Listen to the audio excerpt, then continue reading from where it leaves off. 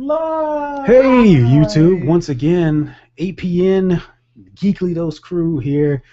You may be wondering why we're wearing the exact same stuff that we were wearing the last episode. Because we're recording this the same night. Yeah, and we're not going to do much bonus now. We just came back because we decided we're going to go ahead and record our E3 episode tonight because our surprise came through. So stay tuned for that. If you happen to be checking us out right now, then hey, thanks again for coming back and tuning in. And you'll have 2 episodes of Geekly Dose when you wake up, or I don't know, some time after that. So thanks again for joining us. And here is we're going to go into our E3 app. Here we go. Of course, the intro takes about 6 seconds to start, but here we go. And it's not even plugged in. Oh. Off to a great start. And this is why it is so important to watch these videos, because you get to see this kind of shit happen all the time. Okay, so where were we? Once more with feeling. Here we go.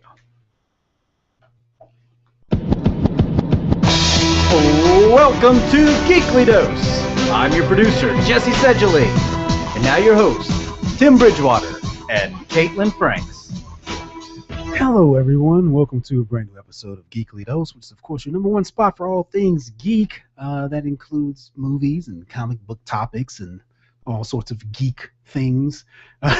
My name is Tim Bridgewater. I'm an actor. I'm a screenwriter. You can find me at facebook.com/Tim Bridgewater, as well as Tim Bridgewater 2. And, of course, I'm joined by my co-host, Miss Caitlin Franks. Hello, I'm Caitlin. I'm a mom. I'm a gamer, mostly PC, some console. I like movies. I like karaoke.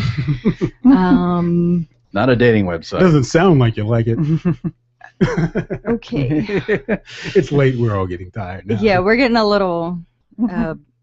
crap, my brain just shut down. Just that quick. Wait, that happens in the other episodes. That happens in every episode. What are you talking about?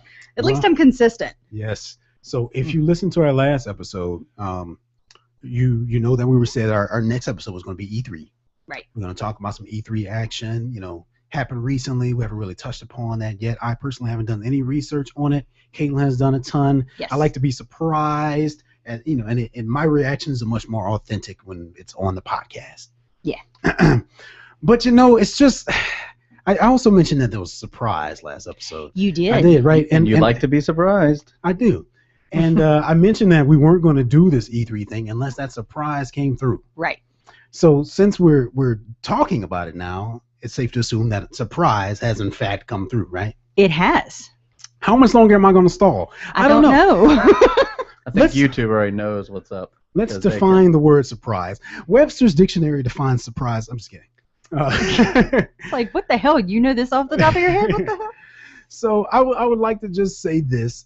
There is no way that Geekly Dose could have done an E3 episode without a little assistance from me, Stephen Nocentelli. Of course, you all recognize my voice as Tim's former / still kind of current co-host. But for those of you that don't know, I'm a writer, I'm a cartoonist, I'm a self-described video game historian. Stephen Nocentelli here. Yes, so Yay. Ladies and gentlemen, welcome back. The man himself, Mr. Stephen Nocentelli. Yes, my Stephen Nocentelli. Yeah, nice. Stephen, of course, was my co-host for like 90% of this podcast. And for those of you who don't know, Stephen moved away. But if you're regulars, you know that. He lives in Seattle now, so we have him coming through Google Hangouts and everything. Mm-hmm. And now you get the 3 of us, me, Caitlin, and Stephen. It's just too much awesomeness to be contained. But we're somehow going to try, right? I don't know. I think I'll just leave. I think I'll just go. No. Don't think it'll work. So that was a big surprise. Everyone, welcome back, Stephen. So we're going to just kind of jump into it. We're going to kind of bypass. For one thing, I just want to remind everyone that we do stream these live, video, youtube.com/awesomepods. Of course, if you listen to the podcast now, you have to go and find that video. Look up Geekly Dose episode 41, I believe this is. If you want to see us and judge us and Actually, this is critique our- 42. 42. This is going That's to right. be 42. Okay. See, I'm confused because Well, we wait, I did didn't another know that- episode earlier tonight. So I didn't know they would see and judge us. They're judging us? apparently, that is- Technically, if have you you ever on the been on internet. YouTube? if you want to be specific, they're judging us. You're good. Okay. Oh, phew. They could see you. You can kind of Yeah, see Steven sort in of. this little monitor right here on this little iPad device, But there's a lot Yeah. less of him to judge as opposed to the other three of us in the room. right? Ouch. What? There's less of me. Well, because it's only from the top of the head to under the chin, whereas you've got at least from the waist up for me You know, and Tim. this is my this is my first show with you, Caitlin, and I have to say, you're not making a good first impression. Not at all. Not at all.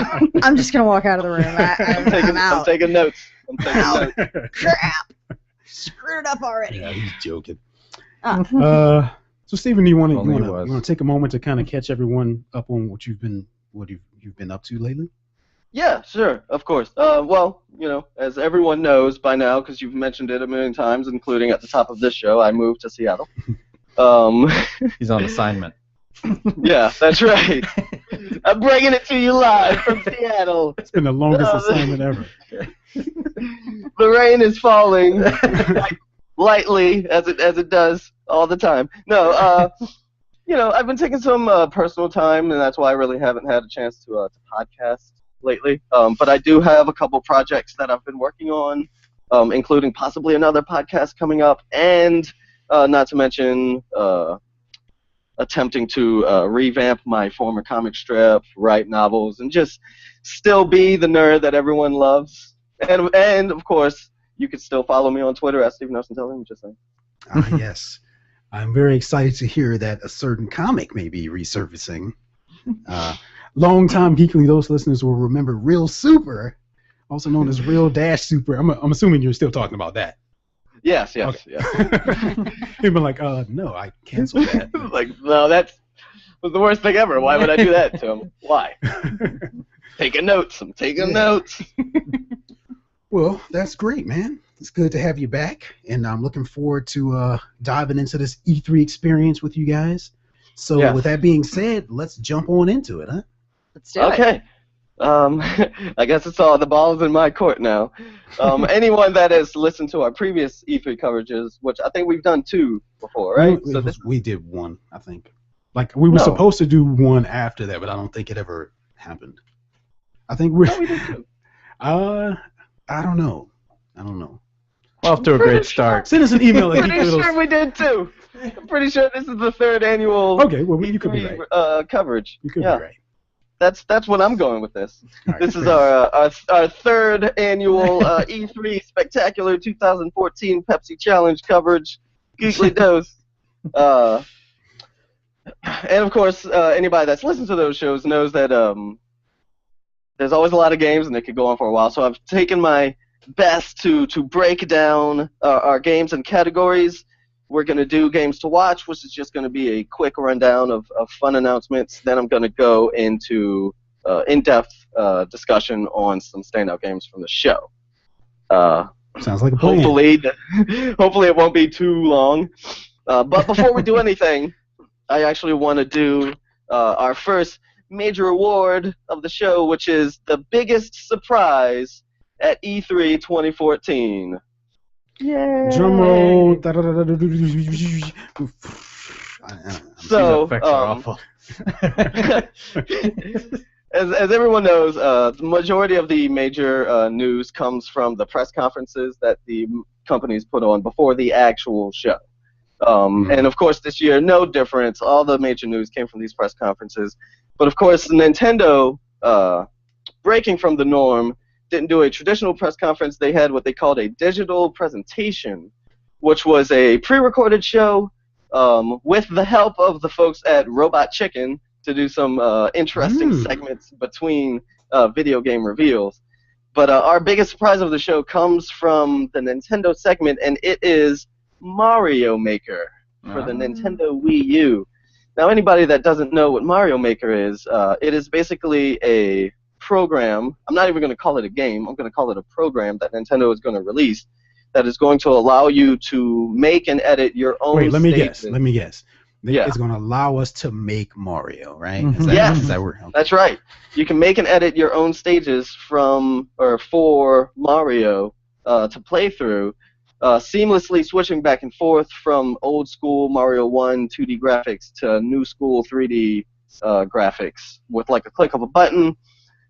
Everything is customizable. Stages can literally be built from blank slates, and then you can upload and share the stages you create online. And I am super excited because I know we are going to get some of the craziest and some of the most difficult Mario stages ever imaginable. Oh man. Yeah. I'm just waiting for the one stage that's just no ground and you just have to jump from turtle to turtle. Oh, that's Oh, cool. I like the graphic wow. upgrade, like going both ways. We're watching a little video on our end. Sure. Yeah. I mean, it looks really promising. One of the things that I love about the video game community, and it's of course you get this on the PC side, is the modding community, people that go out and make content for games that already exist. And a lot of times you get mods that are so good that companies like Valve will go out and hire the people that made the mods because of how good they are. Right. And I think that this will be an interesting way to have people create unique and original Mario stages to share them. You'll be able to go online and vote for your favorites, and there'll be leaderboards, all kinds of crazy stuff going on. I don't know. It does not have an official release date, and another thing I'm wondering, since it's more of a program than a game, is if it'll be something you purchase on disc or if it'll be download only, because I know Nintendo's been doing a big push on digital downloads. Mm-hmm. All of their main games coming out for download the same day they come out in stores. Well, okay, and that's on Wii U, right? Okay. Yes. As all That is Mario all. things are. Yeah. Yes. Well, I didn't know if they Nintendo. announced, like, I'm guessing they didn't. I mean, you'll get to it, but they didn't announce a new console or anything, right? No, there were no new console announcements from anyone at this show. Well, technically no. Some computer manufacturers did show some standalone set-top boxes dedicated to gaming, mostly because there were no Steam machines announced. Mm-hmm. Of course, they've already announced like 12 of them, so why would they announce more? But that's just the way it is. Although that does bring me into our next segment, which is the biggest disappointments that I had from this year's E3. Oh, yes, there are quite a few. Two of which come from Sony. But before we get to that, back to Valve. Valve once again is a no-show at E3. They never show any games. They never make any announcements at E3, save from like some minor thing that no one cares about. They never, they're never like, hey, here's Half-Life 3, because they know everyone wants it, but it's not going to happen. Yeah. And the fact that Valve is arguably one of the biggest video game, not just developers, but publishers. They've got Steam. They're huge in terms of selling games to PC gamers. Steam, downloadable games on Steam are probably purchased more than any other video game downloadable site. And yet, Valve continues to just not show up at E3. Yep. You have any theories and speculations on why that may be? Valve, at this point, is a company big enough to hold its own conference. Mm-hmm. I'm surprised that they don't just do one, like all the other companies, like Nintendo, Sony, Microsoft, they have a conference. Even Ubisoft and EA have a conference. Blizzard. I'm surprised. Yeah, I'm surprised at this point that Valve isn't like, oh, we'll just have our own conference. I mean, I really don't know. They've got so much money and they do everything the way they want to do it, and it works for them. So if they don't want to show at E3, they don't have to. Yeah. Yeah. Well, then of And course, of course- there are the disappointments that come along with that from people like yourself. Yes. Like no Half-Life 3, which brings us into my second disappointment, which are the games that were sadly absent from this year's E3. I'm talking about your Half-Life 3s, I'm talking about your Beyond Good and Evil 2s, I'm talking about your Last Guardians. Just major games that have been announced in the past. We know they exist in some states, but they are not shown. Yeah, I would have liked to have seen something from the new Mass Effect line, and there was nothing. So Yeah. how long has it been since the last Mass Effect? It hasn't been that long, but I mean they announced it. I want to say they've earlier announced this year. They've announced that they're working on a new Mass Effect, but I mean they haven't like there's no trailer, there's no like concrete. You're not gonna like Google it and find a bunch of pictures. Like Right. they've Right. announced it, but that's about it. Yeah, I mean, and we know it's going to be somebody completely different than Shepard. There's not going to be a Shepard in there at all. I think there's going to be a lot of different characters other than the standard ones that we've seen. But other than that, I mean, that's it. I couldn't get Yeah. past driving that vehicle in the first one, or was it the second one? Yeah, I mean, they included Hated some that. information. There was like a quote-unquote trailer during the EA conference, I want to say. First look. Yeah, but I mean, it really wasn't a look at anything. Yeah. I mean, you got some landscapes, and then they started talking about Technical stuff. Yeah, technical stuff, and they went into we're doing this whole new property, but they're still showing stuff from Mass Effect 4, supposedly. I don't know. I would have liked to have seen. That's one of my favorite game franchises, and I would have loved to have seen a lot more from that. Yeah, sure. And interestingly enough, I'm going to towards the end of this show go into my top picks for the E3, and I am going to be talking about my favorite trailers. And one of the trailers that really stood out had that like it starts out and they're just kind of talking about the game, and you're like, well, they won't show anything, but at the end they actually show stuff.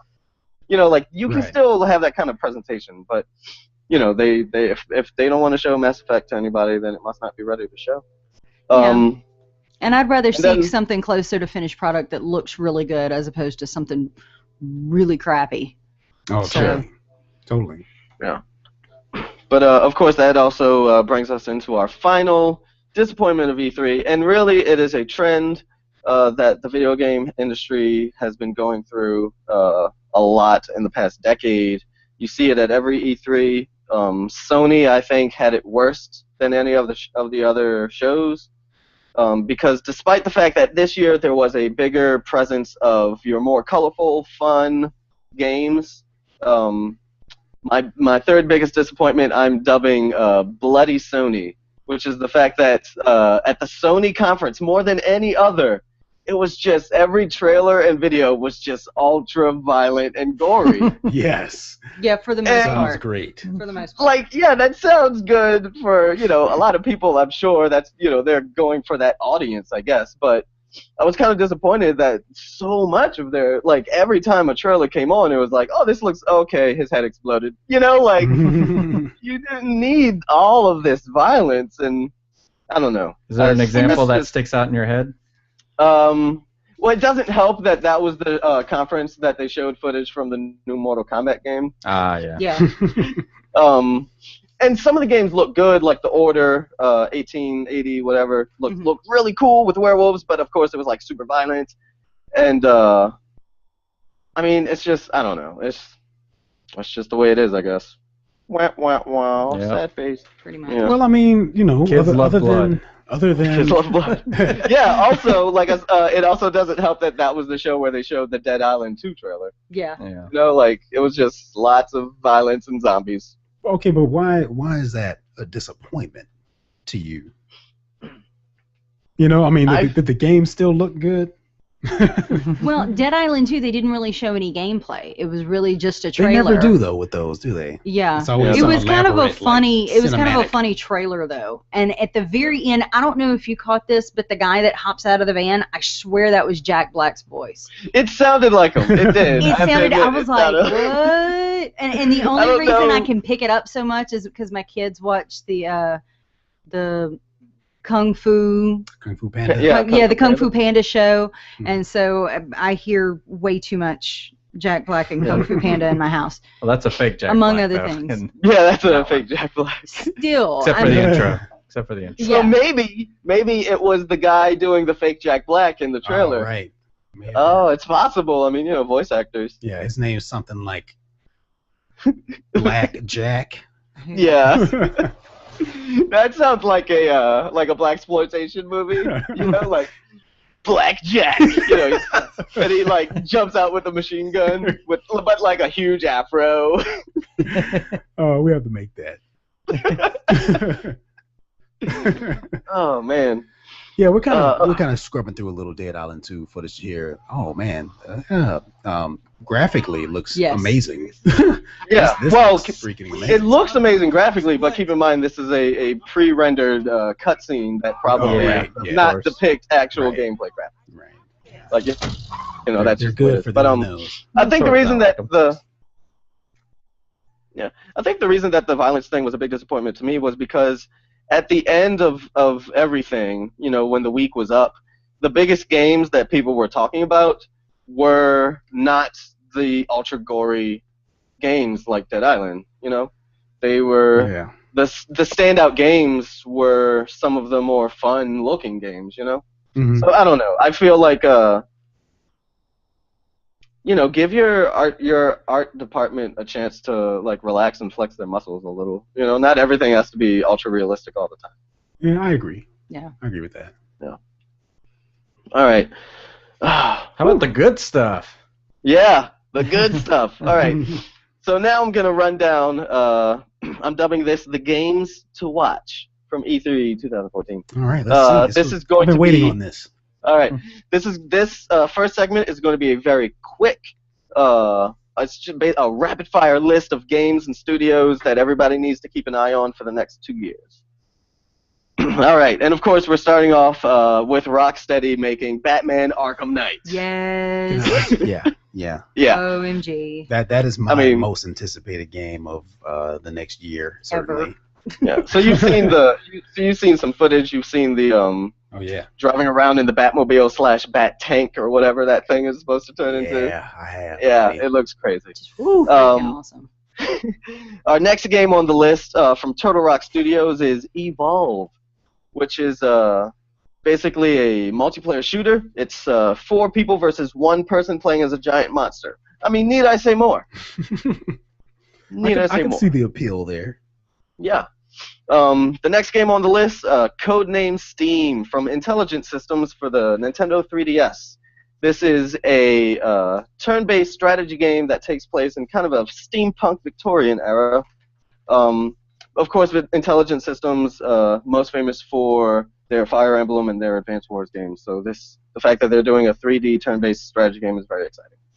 The next game on the list, we kind of already talked about, so we don't have to again, Dead Island 2. I mean, despite the fact that it looked ultra gory, it still looked really cool. So why not? And of course, following that with NetherRealm's Mortal Kombat X, or is it 10? I don't really know. We had a discussion about that on the yeah. And I think it's been decided that they're going with X. Yeah, I'm pretty sure it's X. Yeah, so Sony did refer to it as X.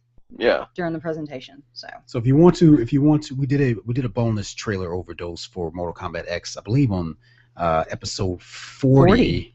But it was only on YouTube. So if you want to hear our thoughts on that, head over to youtube.com/ awesome. I'm about to say bash because I'm thinking about Mortal Kombat bashing people's heads. I don't know. That's my justification anyway. Sure. youtube.com/ awesome pods. Check that out. So you talked about the trailer, because I know at E3 they actually showed like a fight between like certain characters. They showed some new characters like a bug woman and stuff like that. Yeah, and the weird toddler on a really big guy. Yeah, no, that's really Which cool. still looked really cool, yeah. No, it totally reminds me of Blaster Master from from Mad Max. I mean, who rules Bartertown? You know, he's got the freaking little kid on his back. That's awesome.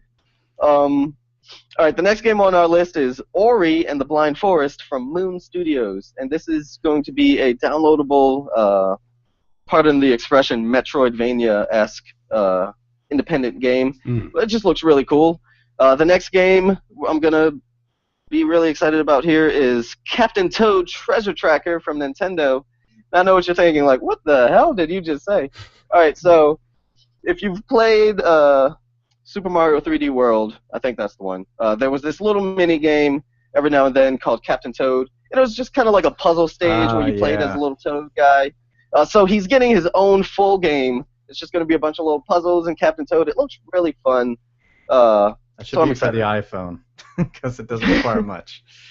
No, it does. I'm surprised it's not going to be on the 3DS because it really doesn't require much at all. It'll probably be bigger as a download game than an actual retail. I just wanted to say that for anybody who's newer, because then we have some newer people listening to the podcast, that fourth voice is our producer Jesse. I just thought about that because they may not know that. But yeah, and earlier when you said something, you were like, the three of us, and I'm like, well technically Jesse's here too. It's like I never introduced Jesse because he introduces himself in the intro. So I hope that people realize that he's hope you're not an idiot. Normally here. But in all fairness, though, Jesse is the one person that gets to leave the room. Right. So he's not always in here. So sometimes he is, but I just felt like And if you're watching on YouTube, you're seeing the back of his head. That's all you catch of Jesse most of the time. Right. So. Because I realize there's four of us talking now, so it stood out more to me to point out the fact that other voice was Jesse. I'll always stay for the E3 coverage. But only that. Yeah, only that. After that, I he's leave gone. for everything else. Right. Fair enough. Okay, sorry. No, hey, we've only got a couple more games on this quick list. The next one I'm talking about is a follow-up of one of the biggest RPGs to come out in the last couple of years, which is The Witcher 3 Wild Hunt from CD Projekt Red. Anyone not familiar with The Witcher? It started out as this kind of the first Witcher was kind of a small, like under-the-radar PC game. Came out from this overseas studio. Not too many people paid attention to it. Part 2 came out, and it turned out to be one of the best games of the year. And Really? So now with Part 3, we're going into next gen. It's a huge open world, and people are very excited about the new Witcher game. And quite frankly, I haven't had a chance to play any of them, but I know Part 2 is pretty cheap now, and I'm actually itching to try it out. I always see it on Steam sales. Yeah. Yeah, that's the only time I want to get it. Just looking at this footage, it looks like something that I need to check out. The third one. Yeah. Sure. Because I love open world games, especially as much as I've been bashing Grand Theft Auto and Skyrim and Watch Dogs, but this looks cool. Yeah, and there's like this whole hunting dynamic to where you can pick up the trail of giant monsters and hunt them as you're doing other quests. Like, it looks very interesting. The next game, another game coming from the people over at Nintendo called Splatoon, and it is, interestingly enough, the first new IP from Nintendo in quite a long time. I think since Pikmin. Coming to the Wii U, it's a third-person, squad-based multiplayer shooter in which the characters you play can turn into squids and swim through the environment. I don't know. It just looks really cool. Looks kind of weird. The next, it looks kind of weird, but and then the next game on my list. Let's see. I'm gonna actually jump to from Ubisoft, Assassin's Creed Unity.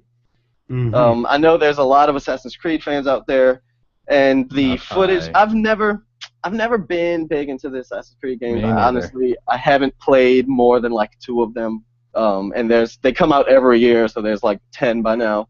Right. I'm the exact same way. I buy them and then I'm like, eh. Yeah, that's what happened with me with the first 2. I bought them and I got really bored, and then I traded them in. And I said, well, I give up. I'm not doing it again. But this one looks interesting because it's throwing in a full 4-player co-op campaign in which you and 3 of your friends get to sneak around and assassinate targets cooperatively. Hopefully your friends can keep you motivated. That's how yeah, it'll be hopefully. for me. I mean, I know they've had multiplayer modes before, but I mean, honestly, I could never truly get. But people love Assassin's Creed. They went crazy over the footage that they showed at E3. So why not? Yeah. The next game from Platinum Studios, Bayonetta 2. I don't know. Wow, really? Yes, I don't know if either of you have played Bayonetta. I think I played the demo or something. Sure. Well, Platinum Studios is made up of basically legendary game developers from other studios that wanted to just kind of do independent projects. Mm-hmm. And so Bayonetta was originally conceived by the main developer from Devil May Cry. So there's lots of similarities there. And they showed some really cool footage from Part 2. But I think what looks most interesting to me is the fact that with this release of Part 2, they are including on the disc the entire Bayonetta 1 as an HD remaster. Wow, that's cool. So 2 games for the price of 1, and if you really like Bayonetta, I mean, that's a great deal.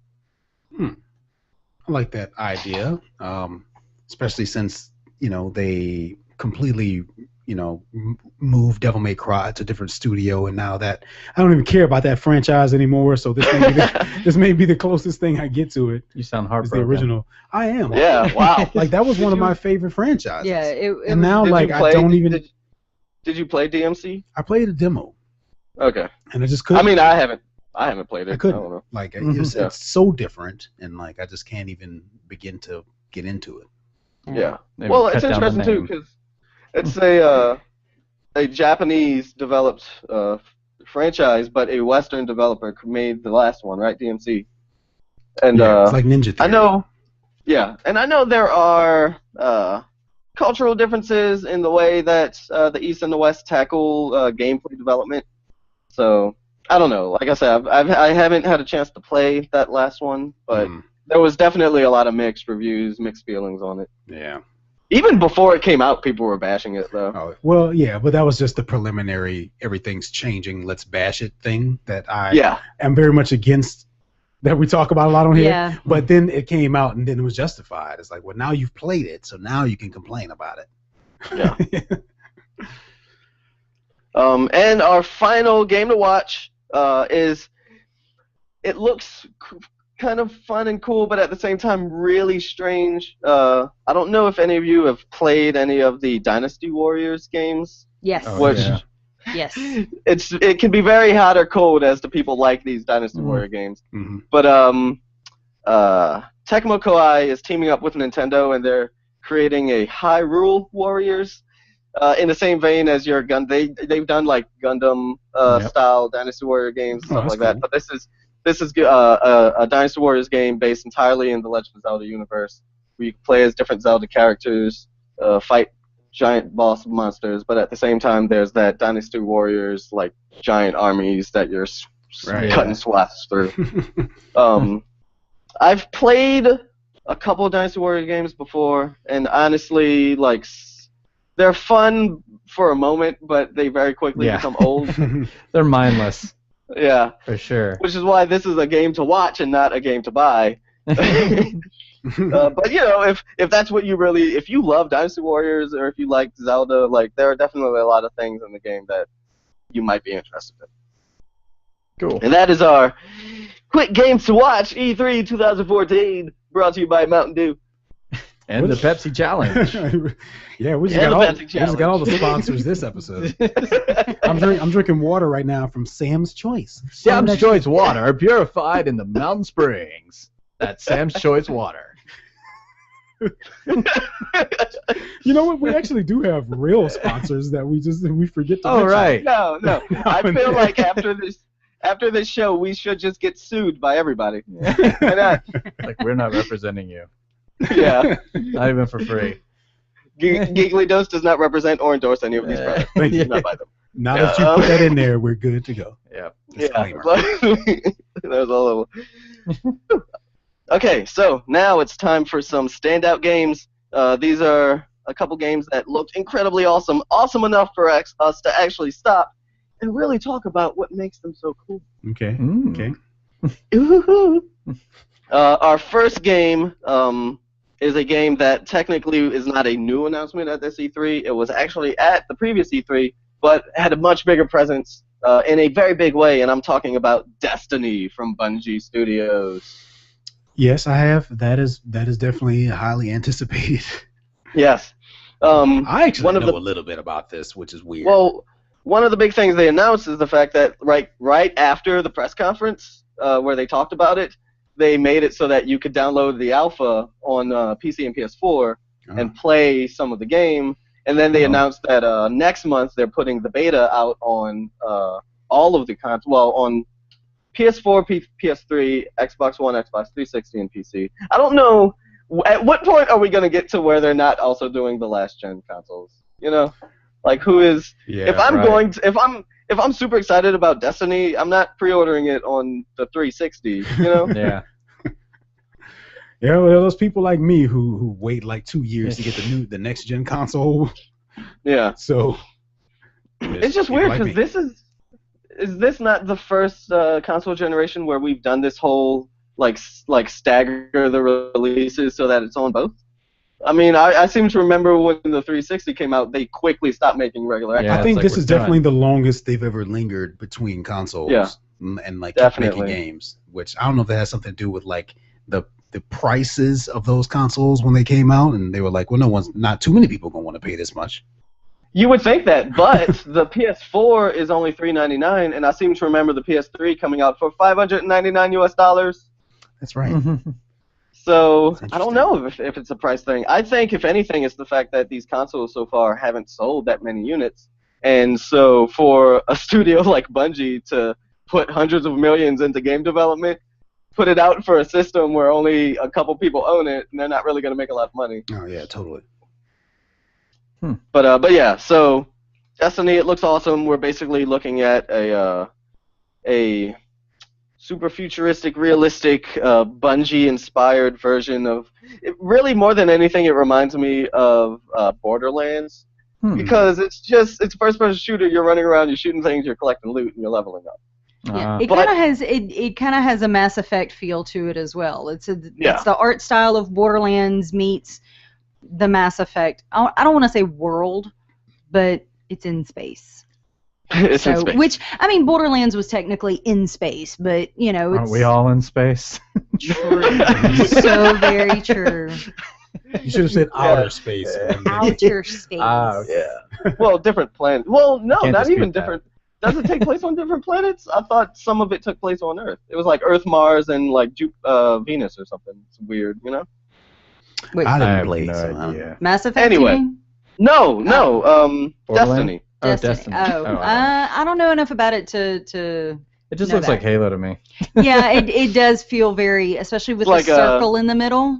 Yeah, Halo the RPG. Yeah. There we Right. go. Yeah. I don't know. I think it looks great. I want to play it. Let me ask this. Yeah. You were pretty big into Halo, right?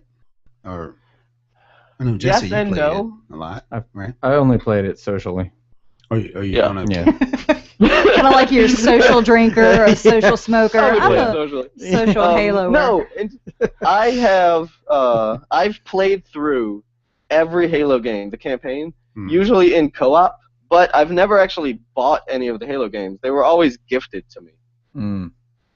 So I have a weird relationship with the series to where I've played all of them and I like them, but I've never actually spent money on the games, and so I don't know if I should start. Guess what you're getting for Christmas? Yay! And long Probably, time actually. Geekly Dose listeners will know that I will be skipping it because I don't play first-person shooters. Yeah. So. Yeah. Right. The only It's- first-person shooters I do are Mass Effect and Borderlands, and that's because I'm halfway decent at them. Was Mass Effect a first-person shooter? Well, it was more. It No, was it's a third person. Third yeah, it was a person, yeah, third that's what I person. remember. Yeah, I so played through a little bit. I remember seeing. yeah, my that's dude. that's right. It's been a while since I've played. Yeah. But yeah, Borderlands was really the only first-person shooter that I was good at Yeah, that because was I remember definitely first-person. original Halo. We would have LAN parties at my next-door neighbor's house with, well, now my husband, but we were still dating at the time. And the house was squared off to where we could have like the front half of the house against the back half of the house, and there'd be 16 of us. And I was shitty at it as hell. They'd stick me in the corner of a Yeah. bunker for capture the flag. Yeah, that didn't help. And just anybody that dropped through the hole in the ceiling, that's who I got to hopefully kill. yeah. Because other than that, I wasn't. Yeah, I was fodder. I was tried to bait. participate in a couple of those. I think that y'all really? were hosting like. Oh, every yeah, now and here. then. And like it Very- never took long for me to be like, okay, I'm out because Mhm. I'm just getting sniped from every angle, Oh, and I've yeah. just never been very good at those games. Give me a rocket Same with launcher board that'll games for like you. cover a whole bunch of area when it lands, and I might have half a chance. Yeah. That's all I got. And you're bad at all sorts of games then. Yeah. Am I? But you can't play board games. Oh. I wouldn't say that. Can't play board games? No. Everybody can play No, board Jesse's games. referring to the incredibly complex board games that he himself designed.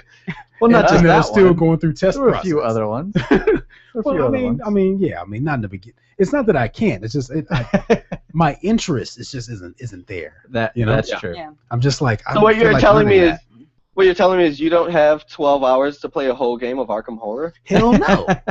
I want to go playing there and play Eldritch something Horror right that's fun and like we can all laugh and joke. Like I don't feel like coming up with strategies and stuff. I don't have that kind of time. So what you're telling me is you're not Patience. coming over Sunday night to play Risk with us. That's what you're Risk. telling me.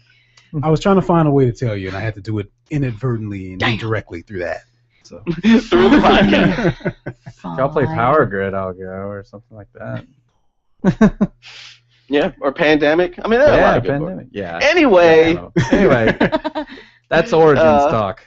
yeah, since we were talking about Destiny and Bungie and Halo, we might as well go into the next standout game, at least in my opinion, because I've played all of them, which is Halo: The Master Chief Collection from Yes. 343 Studios. Basically, what they've done with the Master Chief Collection is they've taken Halo 1, 2, 3, and 4, completely remastered them for the next current gen of consoles, Xbox One. They've put all 4 games onto one disc, and they've allowed you to seamlessly transition not only from game to game, but they've managed to keep the core gameplay from all of the games. So when you play Part 2, it feels like Part 2 felt, and it not so much how Part 4 felt. And so you can seamlessly transition from game to game. You can make playlists. If let's say you want to just play all of the Warthog stages from all 4 games, you can set up a playlist like that, and you don't have to cut out to any menus. You can just jump from game to game easily. They're going to have everything unlocked, hundreds of multiplayer maps. So if you feel like a quick sniper run in Halo 2 followed by a deathmatch from Part 4 followed by a capture the flag in Part 3, you can do that without having to switch discs, without having to go to any other menus. And I think that sounds really freaking cool. And I like the idea that with Halo 2, it being the 10-year anniversary, and they're doing the anniversary treatment, you can play the remastered version, but right when you're in the middle of the game, if you're like, you know what, I'm feeling a little nostalgic, let's see it as it actually shipped. You can hit a button without completely backing out. You just one button, it goes back to the way that original version looked, and you're right there. And that's kind of cool.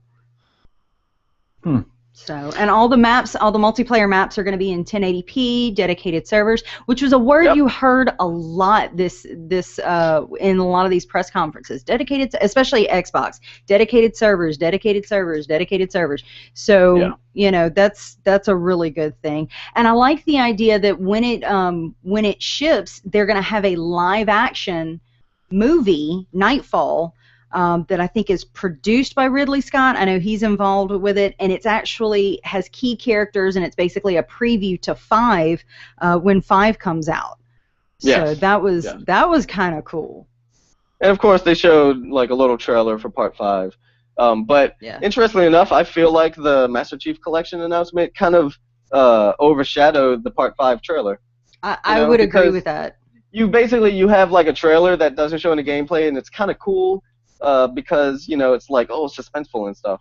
But then you have them showing all kinds of stuff from the Master Chief Collection. It's like, well, what about Part 5? No? Okay, I guess we'll go back to the other 1 through 4. That's what we're working on right now, right? Okay. Yeah. So. Well, I mean, there's still. I got the feeling that they were getting ready to be, at least if they're not already there, in the alpha stage for Halo 5. And of course, they announced December 5th. They'll open up a beta. I think specifically if you have the Halo collection, Master Chief collection, you'll have access to that beta. So that's pretty cool as well. So lots of benefits to, even if you have already all 4, to go ahead and snap it up. Well, if you think about, even if you have all 4 games already, the servers for Part 2 are not up anymore. Right. The Part 1, 3, and Part 1 remaster, Part 3 and 4, they're all on separate discs if you still own them. The communities aren't as big as they were. So to take all 4 of these games onto one disc, one unit, you're kind of unifying the people that are kind of spread out playing the multiplayer from all of these other games. Right. And kind of saying, hey, let's all get together and kill each other with sniper rifles and rocket launchers. Yeah. And the way they've remastered it looks really, really good, although I can tell I'm going to have to turn up the brightness on it. Which I had to do with all the other ones anyway, so. All right. Well, if we're talking about turning up the brightness, then we might as well move on to the next game, which is What a one of segue. the one of the scariest games I've seen in a long time from Creative Assembly, and I'm talking about Alien Isolation. Yeah. So Alien Isolation is a semi-sequel prequel to Part 1 and 2. It takes place between the movies, starring Ripley's daughter, who we know she had because of the director's cut. And so basically the core idea is to take the horror from Part 1, to put you alone with a single alien and no weapons, and to see how long you can survive if you can accomplish your tasks and your missions.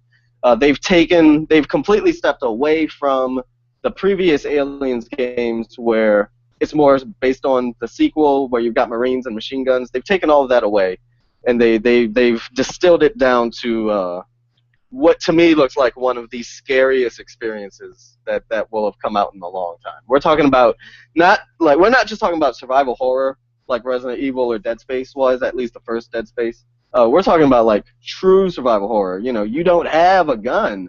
You're just, at best, when the alien shows up, you can hide from it, but that's really all you can do. And I think that this game, like, graphically looks stunning. Wow, The fact that not only is it, it's all futuristic, but it's the future of the 70s. So all of the monitors are CRTs and they're like green and black. And like everything looks clunky because it's supposed to look like that original Alien movie. And I think this game looks really, really cool. We're watching some footage of it right now, and wow, like no, this has got me excited. Like I like this, and I love scary games, and the more scary it is, the better. Graphics are crazy. I will freaking turn out all the lights and the big screen, put the surround sound on, and have a blast playing this. Yeah, don't invite me over. Yeah. We had this discussion at the end of the last podcast, how big of a chicken I am and how I cannot watch scary movies because it'll come back to me like days later. Won't be able to sleep.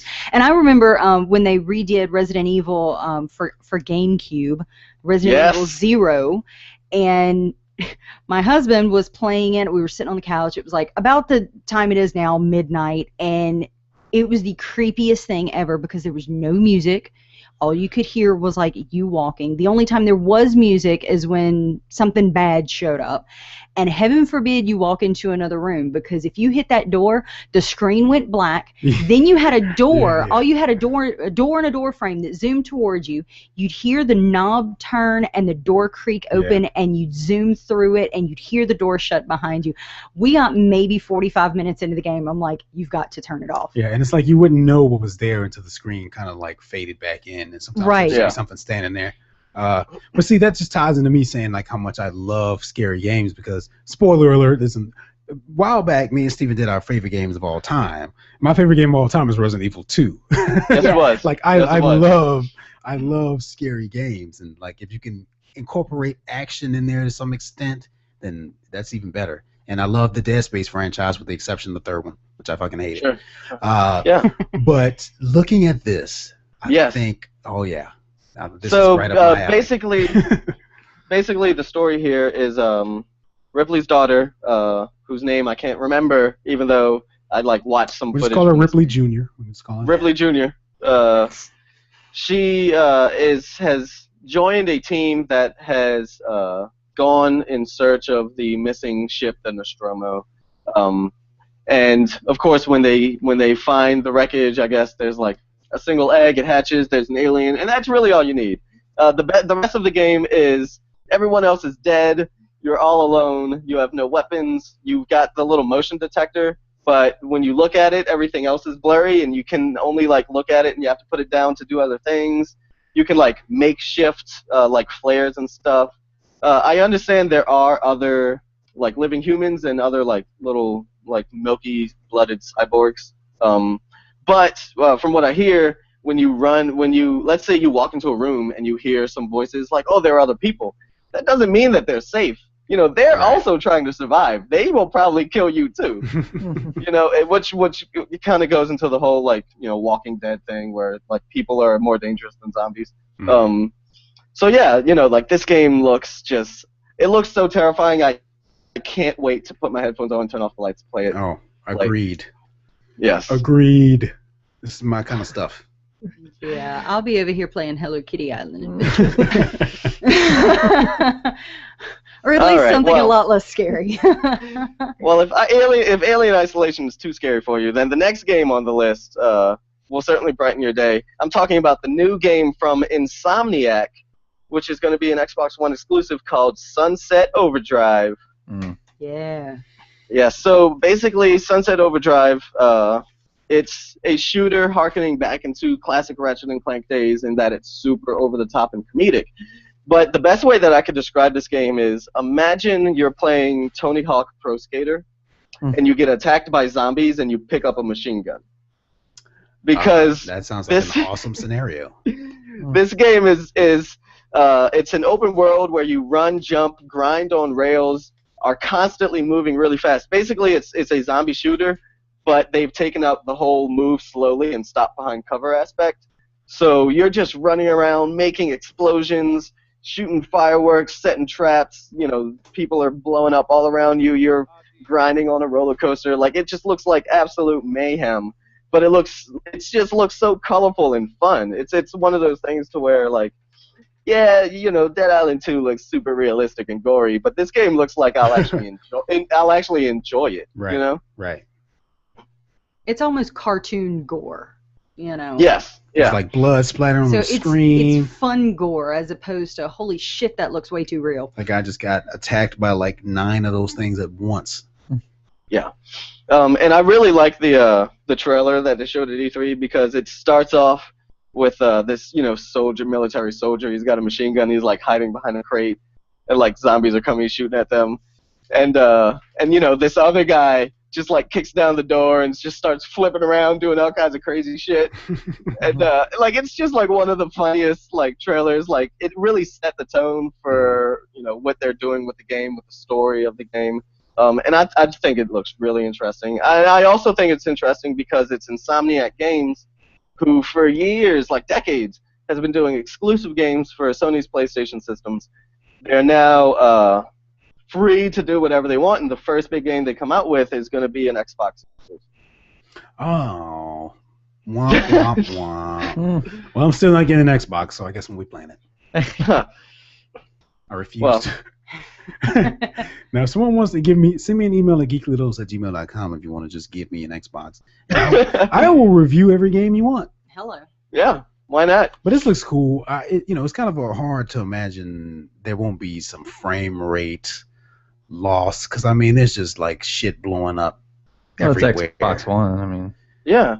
Well, I mean, you have to realize like they had playable demos at the show floor. You know, like yeah, that's what if there were like massive, you know, drops in frame rate, you know, it would have been noticeable. But also at the same time, even if there were technical issues, this is still an early build of the game. Right. You know, this game's not coming out for another year or two. But it looks awesome. It looks fun. It looks wacky. It looks like one of those games where you've just played like Alien Isolation for a couple hours and you just need to relax a little. Right. You know, like so you're like, I'm gonna put in Sunset Overdrive so I don't like go insane before I go to sleep. Was there any word of this there being a multiplayer? Yes, there is. Just like no, there's going to be co-op. No, there's going to be a 4-player option that is both versus and co-op, and it's going to have like RPG elements where you can level up your pre-made your character that you customize. You can change their looks, their weapons. You can customize all kinds of things. You can jump in. The multiplayer mode that they were showing at E3 was basically a couple of co-op missions where you like gather supplies, and then one big nighttime survival thing where you have to like protect the base and get to set down traps and like work with your friends. Yeah, so I mean it looked really cool. It does. If I'm not mistaken, and please correct me if I'm wrong, I know I will. I'm sure you will, and I'll appreciate it. But I know Xbox One has the capability to where you can connect up to 8 controllers, and I thought this was going to be one of those games where you could have up to 8-person multiplayer with it. I don't know that they've announced more than 4 players in multiplayer. They might have announced 6 now that I'm thinking about it. But I also don't know. I mean, I wouldn't imagine that this would be one of those games to where you're connecting 8 players, just because of the nature of the game. It would mean it would have to be split screen, and I'm not going to split my screen into 8 screens. I would imagine. Unless you got like a really big screen and you can sit close. I would imagine if a game were to come out that implemented a single system 8-player multiplayer, it would have to be some sort of strange, like pulled back, top down, like simple, something really simple where it's easy to keep track of what's going on. Right. I wouldn't imagine it would kind be of like a Gauntlet or something side scrolling or even you know what I was thinking like even more basic like Geometry Wars. My brain went to Bubble Bobble. Yeah, it's just like geometric shapes. So you're like, I'm the triangle. All right, well, we might as well move on to our next game because we've only got 2 more in this category. So let's get it moving. This next game was the closest of all of these other games to being my pick for the game of E3. Unfortunately, it was beat out by something else. So this is probably what I'm going to call our honorary runner-up. But it is from Hello Games. It's kind of an independent game, but it looks massive, and it's called No Man's Sky. Now, basically, No Man's Sky is a first-person exploration game. Not unlike Minecraft, but not cartoony like Minecraft, like it looks realistic. But the tech behind the game is what has everybody all a Twitter and a buzz. Because they've designed this system that the game procedurally generates everything around you, like as it occurs randomly. So, when I start, the planet that I start on is like the whole planet is literally completely different to the planet that every single other person starts on. And it ends up populating this universe that allows you to travel from one person's planet to the next. And it just looks like this incredibly massive undertaking from this independent studio, and graphically it looks phenomenal. I don't know that there's any real story behind it because, like I said, it's like an exploration game like Minecraft. It looks like the core gameplay elements are actually exploring, discovering things. I know when you come across like a new species of plants or animals, it pops up on your HUD. You've got a ship that you can fly and get into dogfights, but I don't think that combat is going to be one of the standout features of this game. I don't think people are going to get together for death matches. This looks like one of those games where you chill out, with some friends on a headset and you just explore this world that before you turn the game on literally did not exist because it is procedurally generated. And I know that it was announced previously. I don't know if it was announced at the last E3 or if it was announced at some other trade show before that. But at this E3, we got a really good look at the game. They showed some gameplay.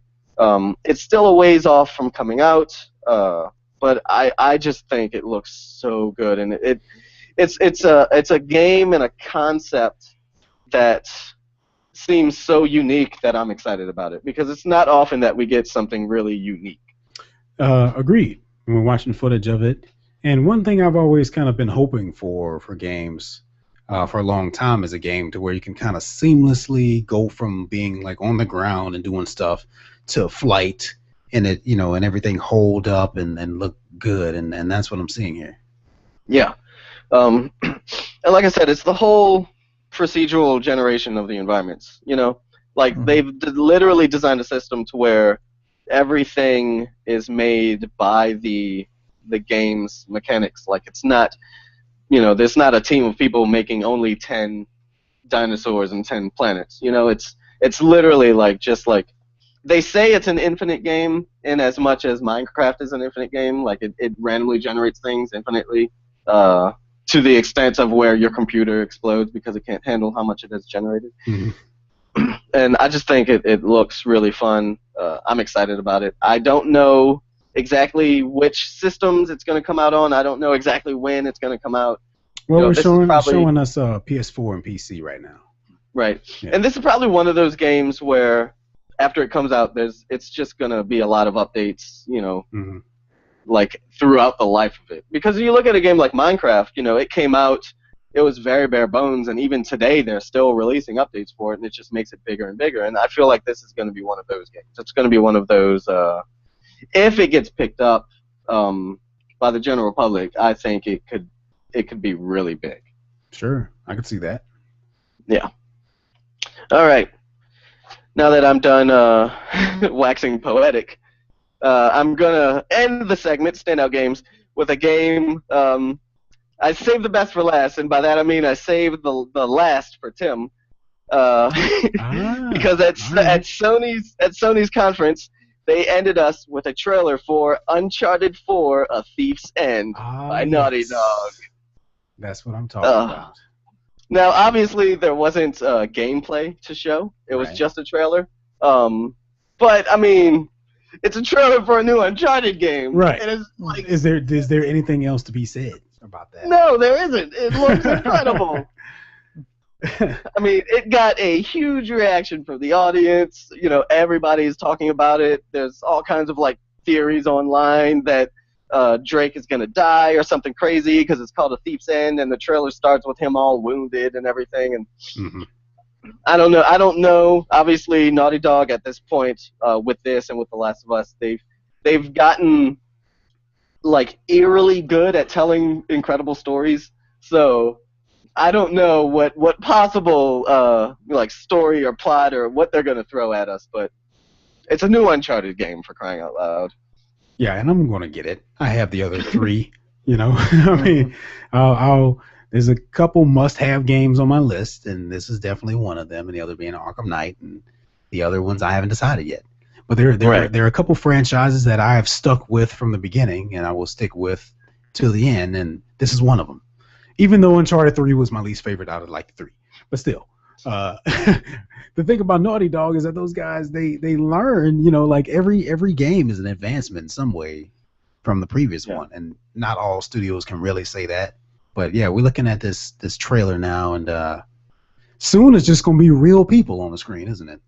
Yeah, it just looks so incredibly real. I mean, obviously, like, once again, I have to throw in the phrase that, you know, this is a trailer from a game that is in pre-alpha, so the trailer's graphics are obviously not going to represent the actual graphics of the gameplay. This is a CG presentation that they've put on.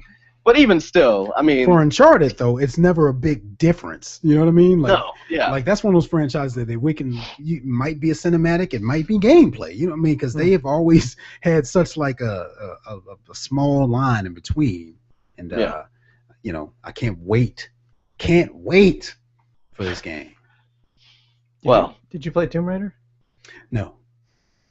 No, but I was actually thinking about Tomb Raider the other day because I need to get a new game. And I know Tomb Raider is kind of like $30 now or something, and I've might be heard even good cheaper. things about it. Mm. Yeah, I still want to pick it up. Don't you have it? I used to have it. You trade it in or something? I don't know. I gotta check. Yeah. Oh, but you had it on Xbox, didn't you? No, it was PS3. Well, you still have it on board. Yeah. And that'll take care of that. Mm-hmm. But All yes, right. Uncharted 4. Uncharted. All right, well, Pumped. those are our standout games from E3, ladies and gentlemen. I will go over the list once again in an order that is different from what I said because I listed it different from how I spoke it. But of course, we talked about No Man's Sky from Hello Games. We talked about Sunset Overdrive from Insomniac. We talked about Alien Isolation from Creative Assembly. Halo, the Master Chief Collection from 343 Studios. Destiny from Bungie. And Uncharted 4: Thief's End from Naughty Dog. Exciting stuff. Very exciting. I know. I really have to say before we go into these last two segments where I give out awards that don't actually exist, that this E3, at least for me, watching the presentations, the games, it's probably been like the best E3 in years. You know, it was, all of the shows were so like just driven by the games. They weren't bogged down by like console announcements or anything crazy like that, you know. And so not only did we get like a lot of good games, but like they just looked so great. Like like, I don't know, these next couple years are going to be very exciting for people that love video games. Like, this E3 was incredible. Yeah, and I didn't tune in like I did last year, but Yeah. But I can agree. I mean, we didn't watch anything that looked terrible, you know, and there's usually one or two to where we're kind of like, I can see how this can go wrong and that can go wrong, but you know, everything you mentioned definitely looks like it is going to be a lot of fun. Yeah. And I can't wait because I've been hurting on the video game front lately for something that's just really good and, you know, an adventure, and my franchises are coming back and I'm looking forward to trying out the newer franchises also. Yeah, definitely. I mean, just so many good games. I don't know who to throw my money at first, honestly. It's just one of the things going into E3 I really wanted was for either Microsoft or Sony, because if anybody has listened to the previous shows, they know I own a Wii U already. Was for either Microsoft or Sony to convince me to spend the $400 or $500 necessary to buy a PS4 or an Xbox One, because before now there wasn't really like anything big that like really would draw me in. And at this point, I've seen so many good games, I still don't know what to get. You know, like I went from not seeing anything I wanted and like, I'll wait, to now it's like, shit, what do I like? I don't have this much money, you know, like. So they did their job in convincing me that I need one of these systems, but I don't know which one. I mean, all of these games look so good. They're the same price now, aren't they? They are both $399 if you choose to buy the Xbox One without the Kinect. I'm fine with that. Yeah. My goal is to get a PS4 before the year is out. Got a couple other things I kind of want to spend some money on first. I need to hold on to some funds for that. But now that my games are starting to come out, I think it's getting closer to that time. I'm gonna have to go ahead and bite the old bullet. They go on sale on eBay occasionally, like 10-20% off, like $329 or something like that. It's pretty cool. I wish I would have waited, but oh well. What are you gonna do? Yeah. All right, so it's time for our last two segments. These are the awards of the show. Obviously, we're going to end it with a Game of E3 2014. But before we do that, I'm going to present the award to the best trailer from E3 2014. And believe it or not, it is a tie between two games. Ooh. Whoa. Ooh. Split decision in the judges' pool, huh? That's right. The first game really came out of nowhere, in my opinion. I mean, it made sense that they would do a sequel because the last game was good and successful.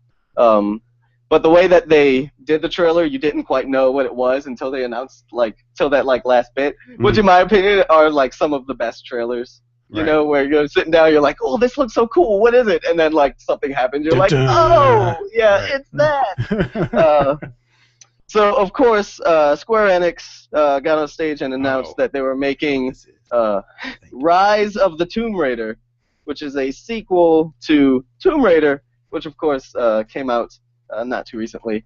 And I have to say, obviously, once again, it's a trailer. It's not gameplay, which is why it's in the trailer category. But the trailer just looked really good. The story seemed compelling. You know, they're sticking with this gritty, realistic version of Lara Croft. The trailer starts out and it's like a psychologist is talking to a patient and he's going over all these pretty much post-traumatic stress type things. And you see the camera pulls back. You see Lara Croft sitting in the chair, getting all fidgety, and she's having flashbacks of killing people on this island, and it was a trailer to where it was yes, okay, I need to play this, even though I don't know what it's going to look like. I need to play this. Right. And so that's why it is getting one of the two best trailers of E3 awards. It's really funny as you were describing it, all those things were happening. Right. It's really weird. I would just like to take a moment to say to the listening audience that I am completely insane. My notes consist of the names of the games, and I've just memorized everything else. That's That's how Stephen Nocentelli does it, and that's I would have it no other way than that. Yeah. I mean, I don't know how my brain does it, but it does. Well, you're a true geek, man. You're a true gamer. That's what we need around here. We need more true gamers. Yeah. And we need you to get a job at Tim. some big time. Well, it's true. I mean, notice we haven't talked much about video games ever since you left. So, because I mean, does this? I mean, you're looking at the trailer now. If this is the first time either you or Caitlin have seen it. It's the first time I've seen it for sure. Yeah, I watched it with live with the presentation. Yeah.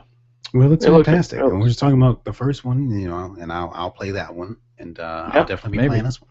Yeah. Maybe if he owns it. Well, I'll buy it if if he can't find his copy. Yeah.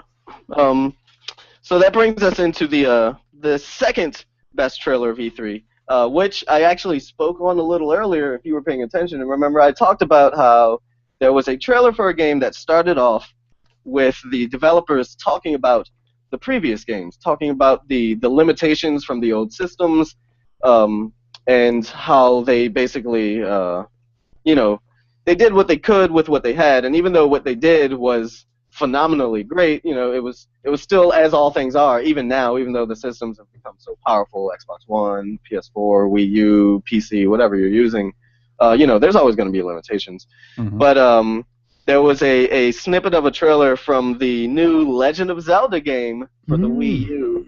Ooh. Tentative release 2015. That's all we got. But it starts with Anuma, who has been the director of the Zelda games since Majora's Mask, sitting down in front of a green screen with footage from old games, like old Zelda games, and he talks about like the conventions of the series. And as he's doing this presentation, you're thinking to yourself, okay, they'll announce they're making a new game, but obviously they're not going to show anything because it's probably years off. That's just how it is, right? Mm-hmm. So then the camera cuts, and he's now, the green screen is now showing this open field with like this distant figure on horseback. Like the grass is waving in the front. And he talks about how it's, for the first time, a true open world Zelda game. He talks about how you can go to, like, if you can see it, you can go there. And how, Zelda's always been about puzzle solving. And so now, one of the puzzles that you face as the player is how to approach a situation. Since it's an open world, that means, if there's a camp of, moblins or bokoblins, you can approach it from any point. You can, come on horseback, on foot, in the trees, whatever. And he talks about how they're trying to reimagine some of the core Zelda gameplay. And you're like, okay, that's cool and all, but it's still just kind of a still image of Zelda of Link on a horse in a field. For a long time. And then all of a sudden you see like some flashing lights, and he like takes off, and he's being chased by this monster, and it's shooting lasers, and things are exploding. And he like takes this like cloak off, and he jumps off of his horse, and he shoots an arrow, and it's just like the coolest thing. And it just ends with 2015. Wow, that was perfect. Okay, wait. So once again, we were watching the trailer as you were saying that, right? Yes. And like everything was matching up perfectly. And as soon as you said 2015, it popped up. Yeah. Ladies and gentlemen, Stephen Nocentelli. And this is all out of his brain. This is out of his brain. Everybody. You can see that on YouTube. The sync. Yes, you can see it on YouTube. Anyone that likes the Legend of Zelda games, and I don't know anyone who doesn't. I mean, I grew up on these games. It is my favorite franchise of all time. So when I saw this presentation, this trailer, I was speechless. It blew me away, and I'm so excited. I can't be any more excited for a game than for this. That's great, man. It's always great for your, you're right. First of all, does anyone dislike Legend of Zelda? It's one I haven't been able to play because I never had a Nintendo system till the Wii U. Right. Yeah. Mm-hmm. So I just haven't played any of the other ones. Yeah, and I've only played like one because I've never owned many Nintendo systems either, and that was Ocarina of Time. And I mean, even that was awesome open world. Like if they improved on that, which it sounds like it, then that's going to be some amazing stuff. Yeah. Yep. So those are the best trailers from E3. Once again, Rise of the Tomb Raider, Square Enix, and Legend of Zelda Wii U from Nintendo. Which, of course, brings us to the final category, the biggest award, Best Gameplay Presentation, Game of E3. And, once again, much like the trailers, it is a tie! Just so you can say 2! That's right! No, I honestly... couldn't decide. I honestly couldn't decide. This first game I'm going to talk about from Ubisoft looks incredible. You know, what they showed is allegedly gameplay, but I mean, it very easily could have been like some sort of choreographed like dance that they did. And it's from a franchise that I really, really like, but I have some reservations. Of course, I'm talking about Rainbow Six Siege. Yes. So basically, the Rainbow Six Patriots was announced a couple years ago, and then it completely went off the radar. The game was canceled. Everybody was concerned, what's going to happen with Rainbow Six? Are they even making a new game? And then all of a sudden this year, they announce, not only do they announce Siege, but they show gameplay footage from a multiplayer match. And this is where some of my reservations start coming in, and not just because it looks too good to be true, because they've created this whole like dynamic destruction system to where, you know, all of your weapons can like punch holes in walls, and you can set breaching charges and literally like shoot a hole in the wall and then like throw a grenade through it to the other side, and there's like teamwork and crazy stuff going on. And so, and of course they in a twist to the like a classic capture the flag type thing, they have this hostage rescue. That's the game mode that they were showing, hostage rescue. And so the idea is that the bad guys have a hostage. They fortify a location, right? They have time before the match to fortify the location. Meanwhile, Rainbow Squad is outside, and they have to figure out how they're going to infiltrate and save the hostage. Seems simple. But they've programmed the hostage with dynamic AI that reacts to what's going on. So, you know, if the AI sees, you know, your little drone, or if they see you, they'll react to it. If there's somebody shooting near the hostage, they'll like duck for cover. You know, they'll try to escape if the bad guys have them. They'll stick close to the good guys. So there's like this dynamic AI thing. And funnily enough, the hostage in the clip is a female hostage, and so there was kind of a big hoopla online about like depiction of women in video games and how they always have to be rescued. Just happens to be a woman, people. Calm down. Yeah, but then Ubisoft has to like take some time, step aside, and say, look, there's also going to be male hostages. Don't worry. I mean, you're right. You know, but obviously, I mean, you know, it's just the fact that like, yes, we get it. You know, like, you know, the depiction of women in games. It's literally not great most of the time. Right. Yeah. But I mean, I don't know. I don't know what you want. But so let me talk about my reservations for Rainbow Six, right? And this is really Tom Clancy across the board, the Tom Clancy games. We're talking about Rainbow Six, we're talking about Ghost Recon, Splinter Cell. We're talking about games that, when they started, they were slow-paced strategic shooters where you would take, you know, hours before you even started playing, like planning out the map, figuring out where your squad mates are going to go, and like strategically, like they were more strategy games than shooters. And those are the games that I first played in these franchises, right? So that's what I came to like. I like, when I'm playing a shooter, I tend to play it slower. So I like that slow pace, like, you know, how do I approach a situation, you know, one shot, one kill, that type of thing.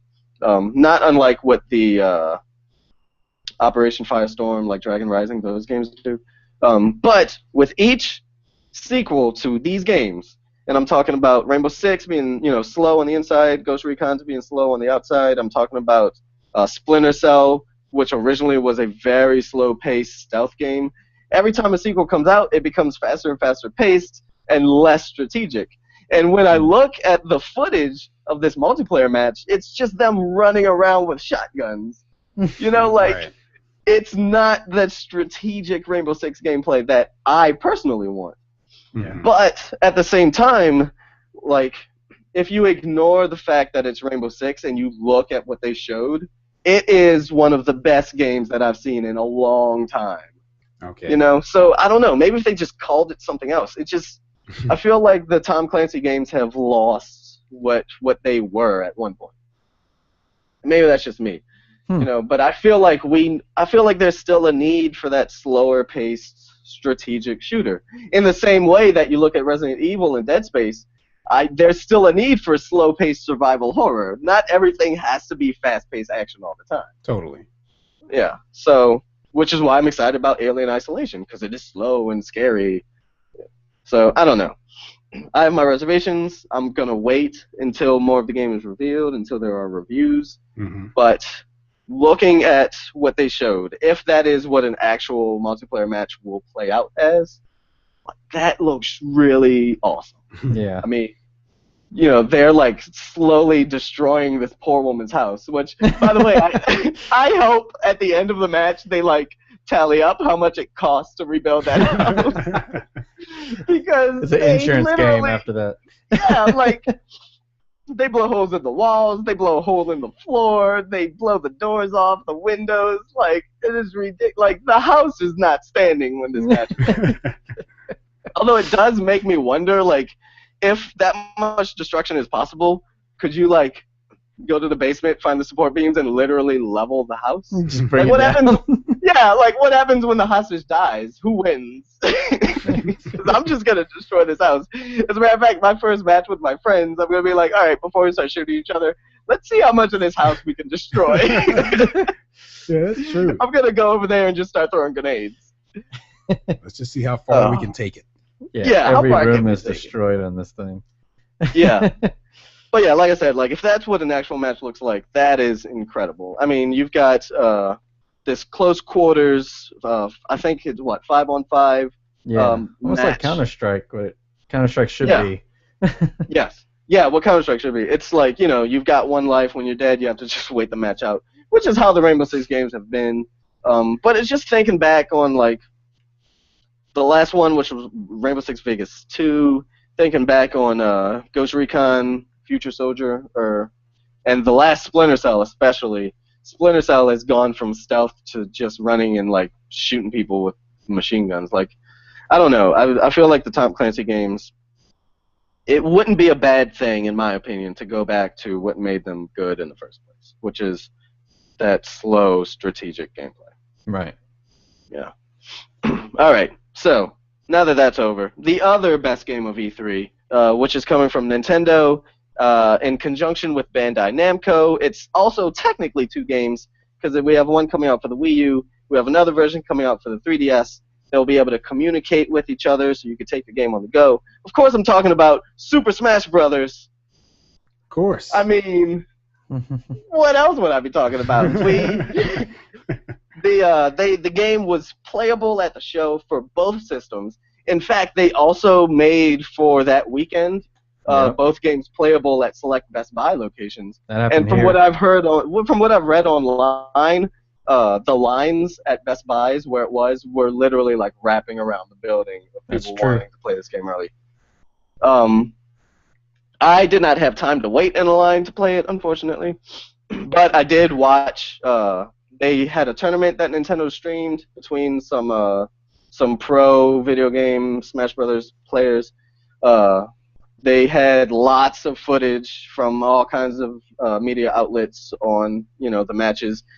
I mean, this game looks like everything that I love about Smash Brothers. Like just from all of the games balled up, they've found a balance between Melee and Brawl in terms of speed and strength.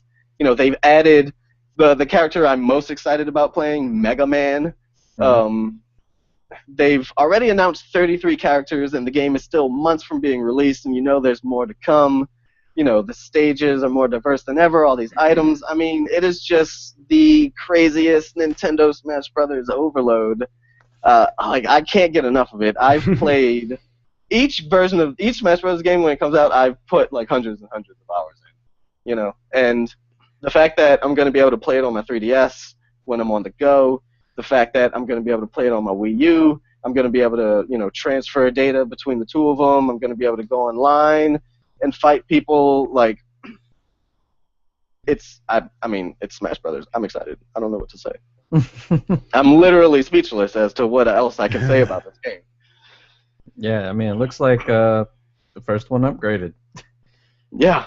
Yeah, and I always felt like the first one was the best one, the 64 version. Yeah. So I hope it feels the same, or feels better.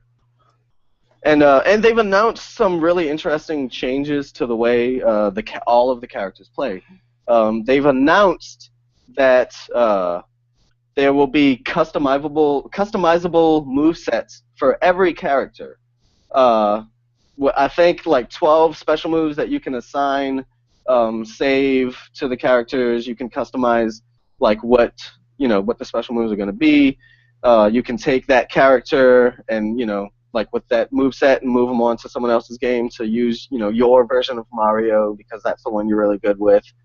They've announced that everyone's favorite controller, the GameCube controller, is actually going to be compatible with this game somehow. Oh wow. Yeah, they've got like this GameCube controller adapter, like with a USB plug that you'll be able to get for like super cheap. They're going to sell the adapter for $20. They're going to sell the controllers for $30, and they're going to bundle all of that with the game also for like I don't know $80 or $90, which is probably what I'm going to get. I still have some GameCube controllers, the Wavebird, so I'm set I'm ready to plug in and play with 4 people like right out the bat. I like how they added a golf clap at the end of each match. it looks crazy. It looks cool. It's Smash Brothers, and what else is there to say? Man, Nintendo is still hanging in there, huh? Yeah. They've got those flagship titles, and it's like soon everything's going to be Smash Brothers and Mario, and that's just going to be every game that they make. Sonic in this one too. Yeah, Sonic is in it. Pac-Man is in it. Mega Man. They've added Little Mac from Punch-Out games. Yeah, he looks really cool. He's like super fast and like low to the ground. He's all melee, like he doesn't have any range attacks, but he looks really, really, really tight and cool. There he is. But yeah, I'm most excited about playing as Mega Man. Personally, he's the one character I really, really wanted in the last game when they announced that Sonic was going to be in it. I mean, I don't know. Well, how excited are you, Steven? I don't know. I'm so excited. Quit holding back. Tell us. I'm so excited. And you just can't hide it. I just can't hide it. No big secret. I've never gotten into these games. I have played a couple, but yeah. Once again, having not owned many Nintendo systems, it's just another one of those that I never really got a chance to get into. Interestingly enough, I can see the appeal. Interestingly enough, when you break down the 3 major shows, Sony, Nintendo, Microsoft, and you look at the exclusive games for each system, I feel like Nintendo had the best showing. Because with Sony and Microsoft, they've got a few exclusives. They have their Uncharted's and their Halos, but the majority of the games are coming out for everything in PC. Yeah. Right.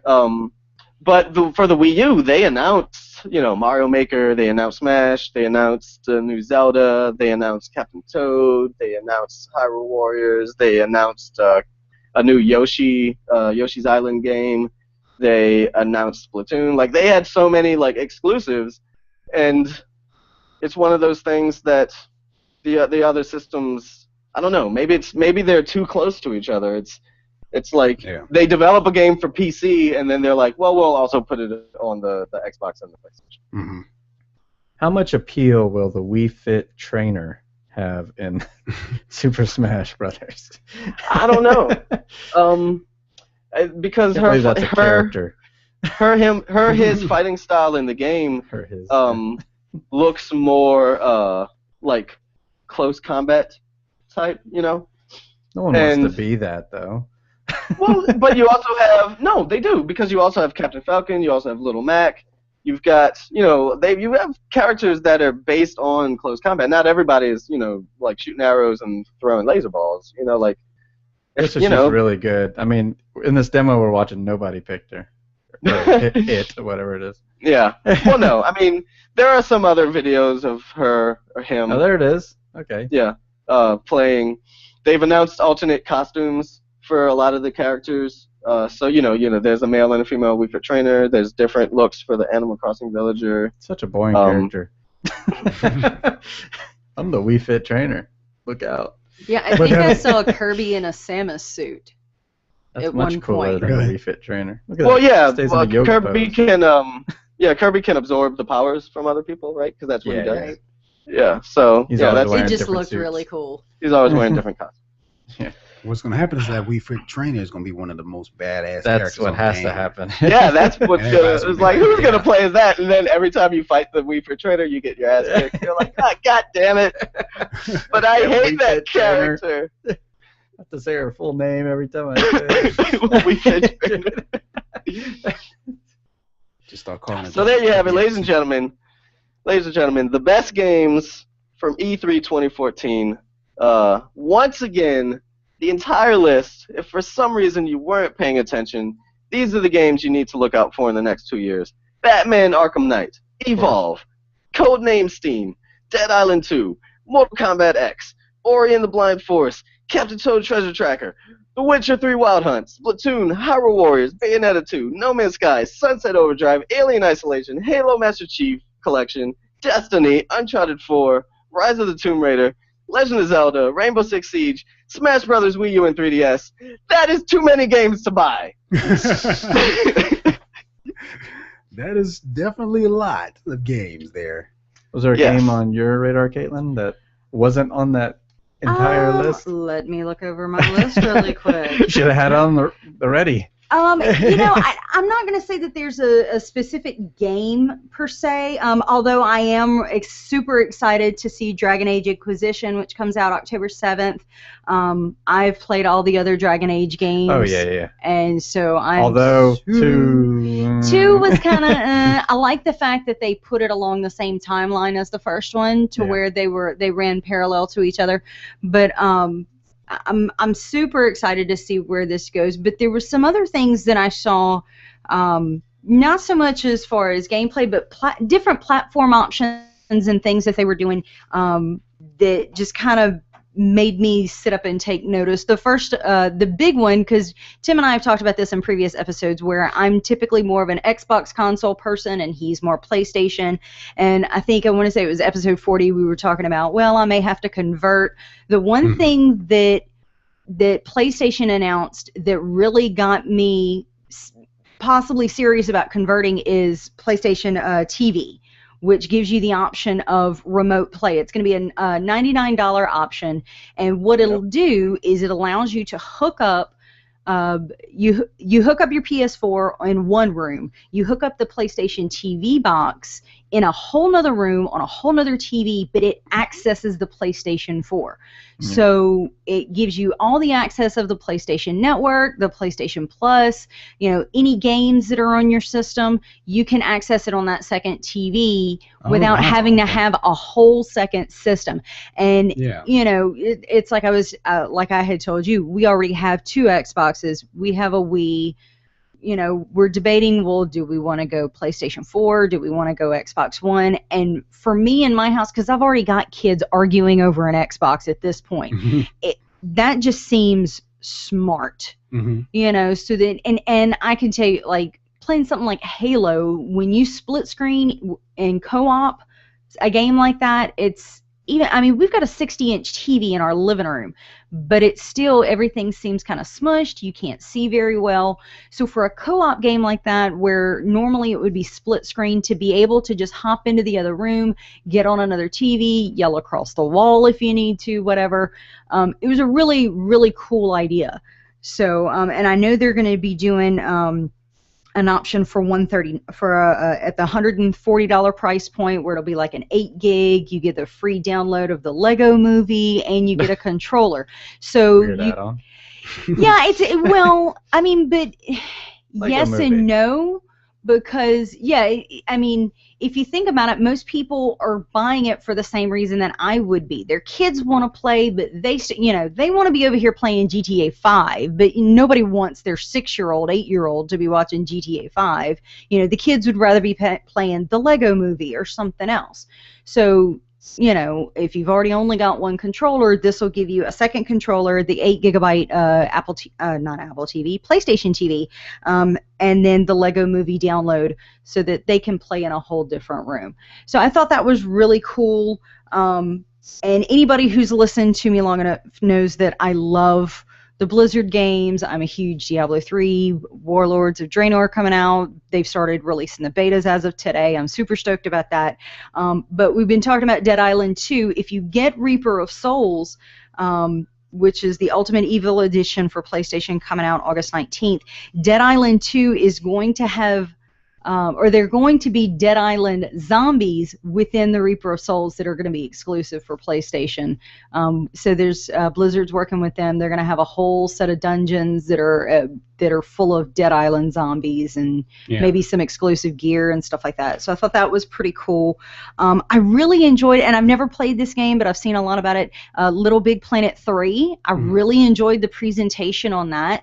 It felt, I mean, I don't know what you thought, Stephen, but a lot of these presentations, like, even though there were people there supposedly playing it, it really felt like they were unnecessary. It didn't feel real. You know what I mean? Generally at these shows, and I agree, and that's why I made the comment about the Rainbow Six footage, how they claimed it was footage from an actual match that they played in their office or something. But I said that it's probably just like some sort of choreographed dance that they did. Because a lot of these shows, you know, they put up the footage, and they have these people like that walk out with these controllers. You're supposed to believe that they're playing, you know? And like half of the time, it's like, okay, maybe they're actually playing. But the other half of the time, you're thinking, no, this was like they recorded it earlier. They're way too good at this. They've practiced way too much, or they're not really playing.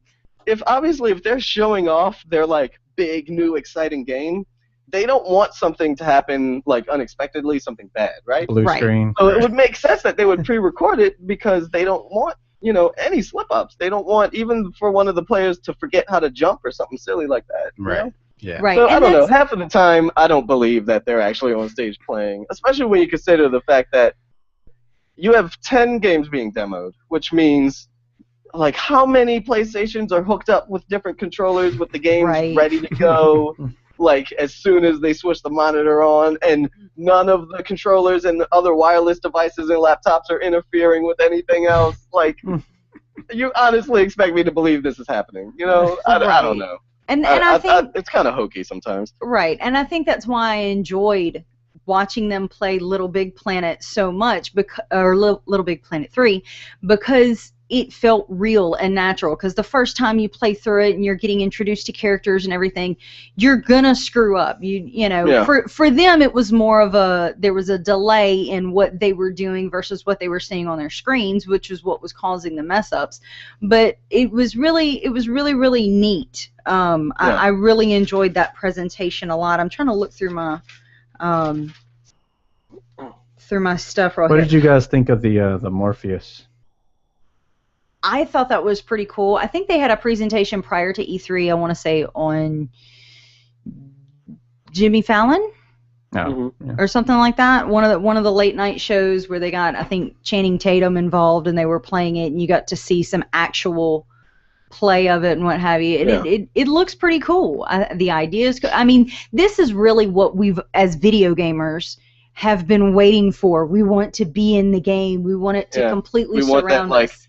That Oculus Rift. I didn't even know about this. Yeah. Right, and so you want to be completely and fully immersed. That's what we've all been waiting for, really and truthfully.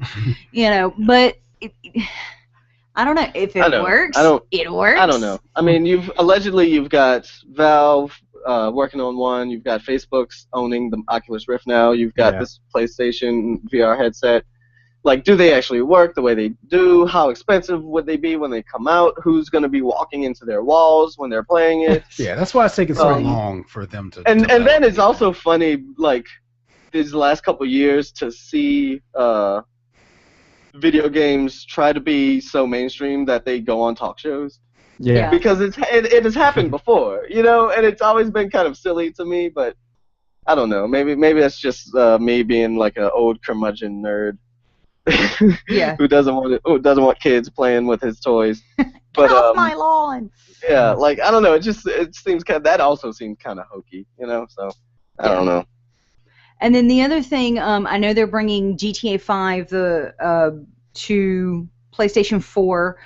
Yes, and Xbox One and PC. Right. The cool thing, I know PlayStation in Sony's conference, they specifically mentioned it, and I'm assuming that they would do this for the other systems as well, but they're allowing you with the option of the GTA Social Club that they implemented within GTA 5, all of your online progress and your online characters will be able to transfer whether you're going from PS3 to PS4 or if you're going Xbox 360 to PS4.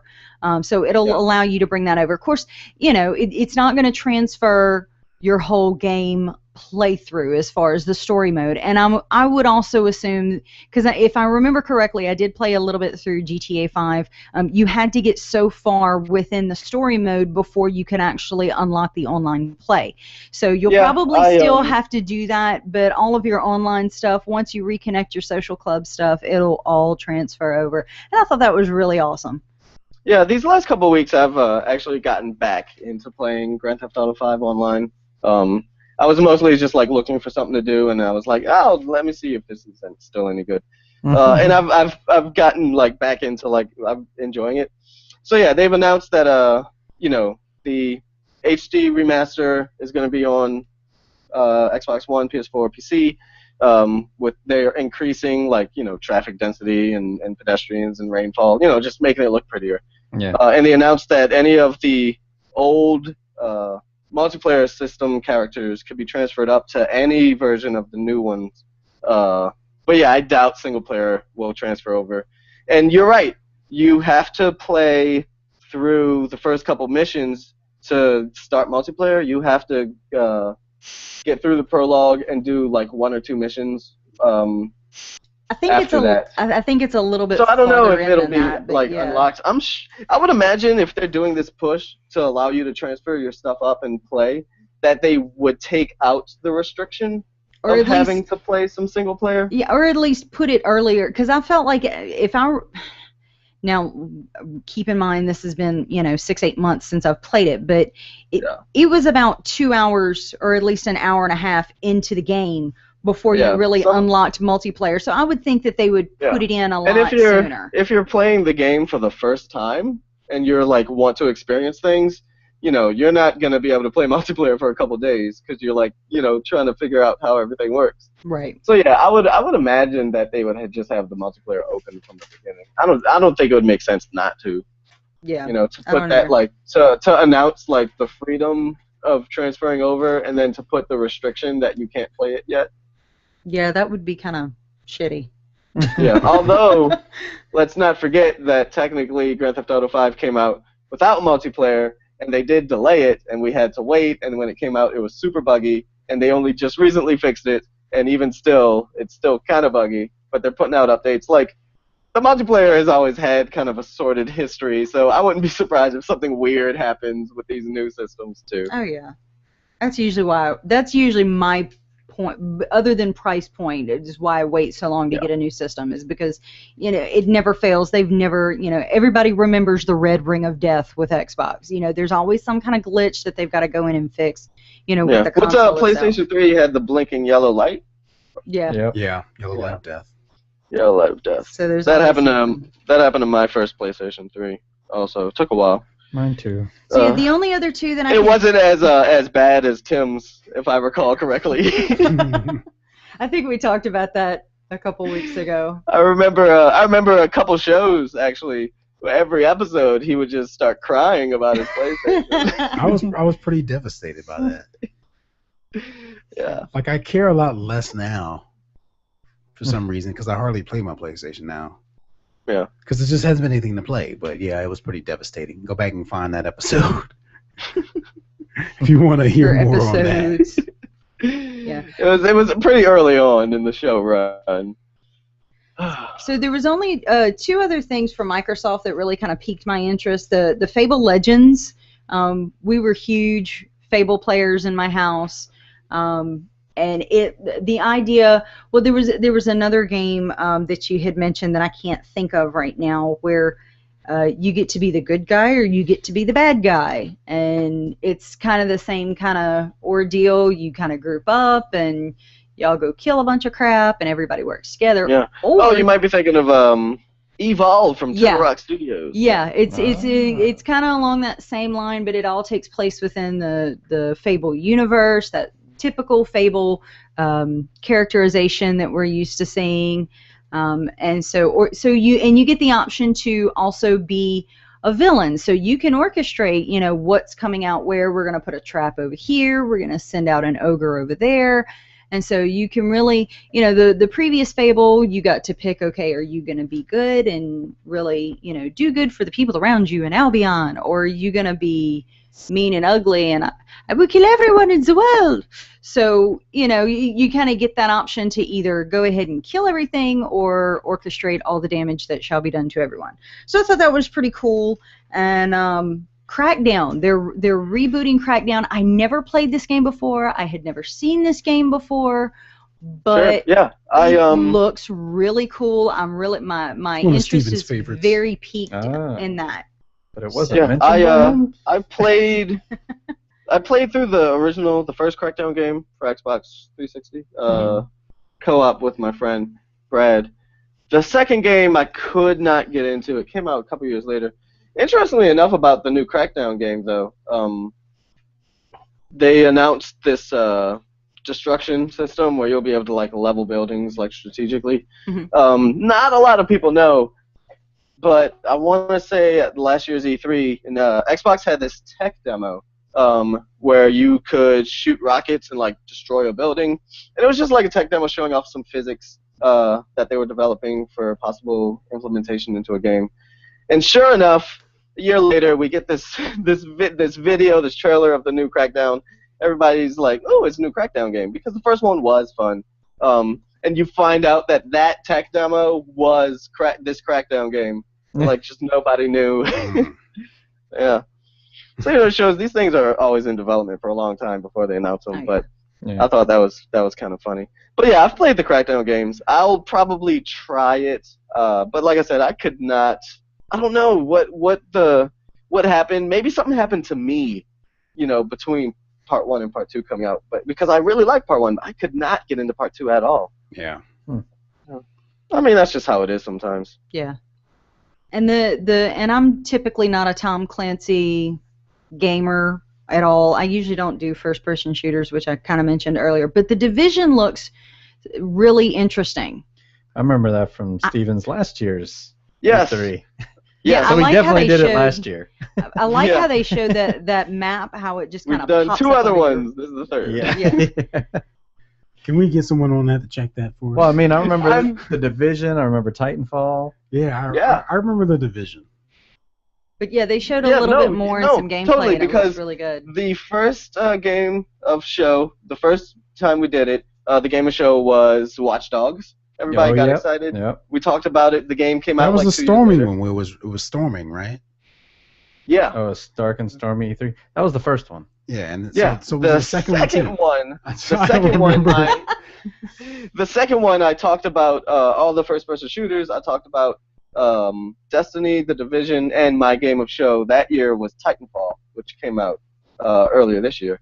So this is our third annual Geekly Dose E3 Spectacular. Oh, you know what it was? I just looked it up. Challenge. I just looked it up. Last time it was abbreviated. It was really short. We did E3 and San Diego Comic-Con in one episode. So it wasn't like this big expansive all E3 thing. Like we talked about it a little bit. So that's why that episode was only an hour and 26 minutes.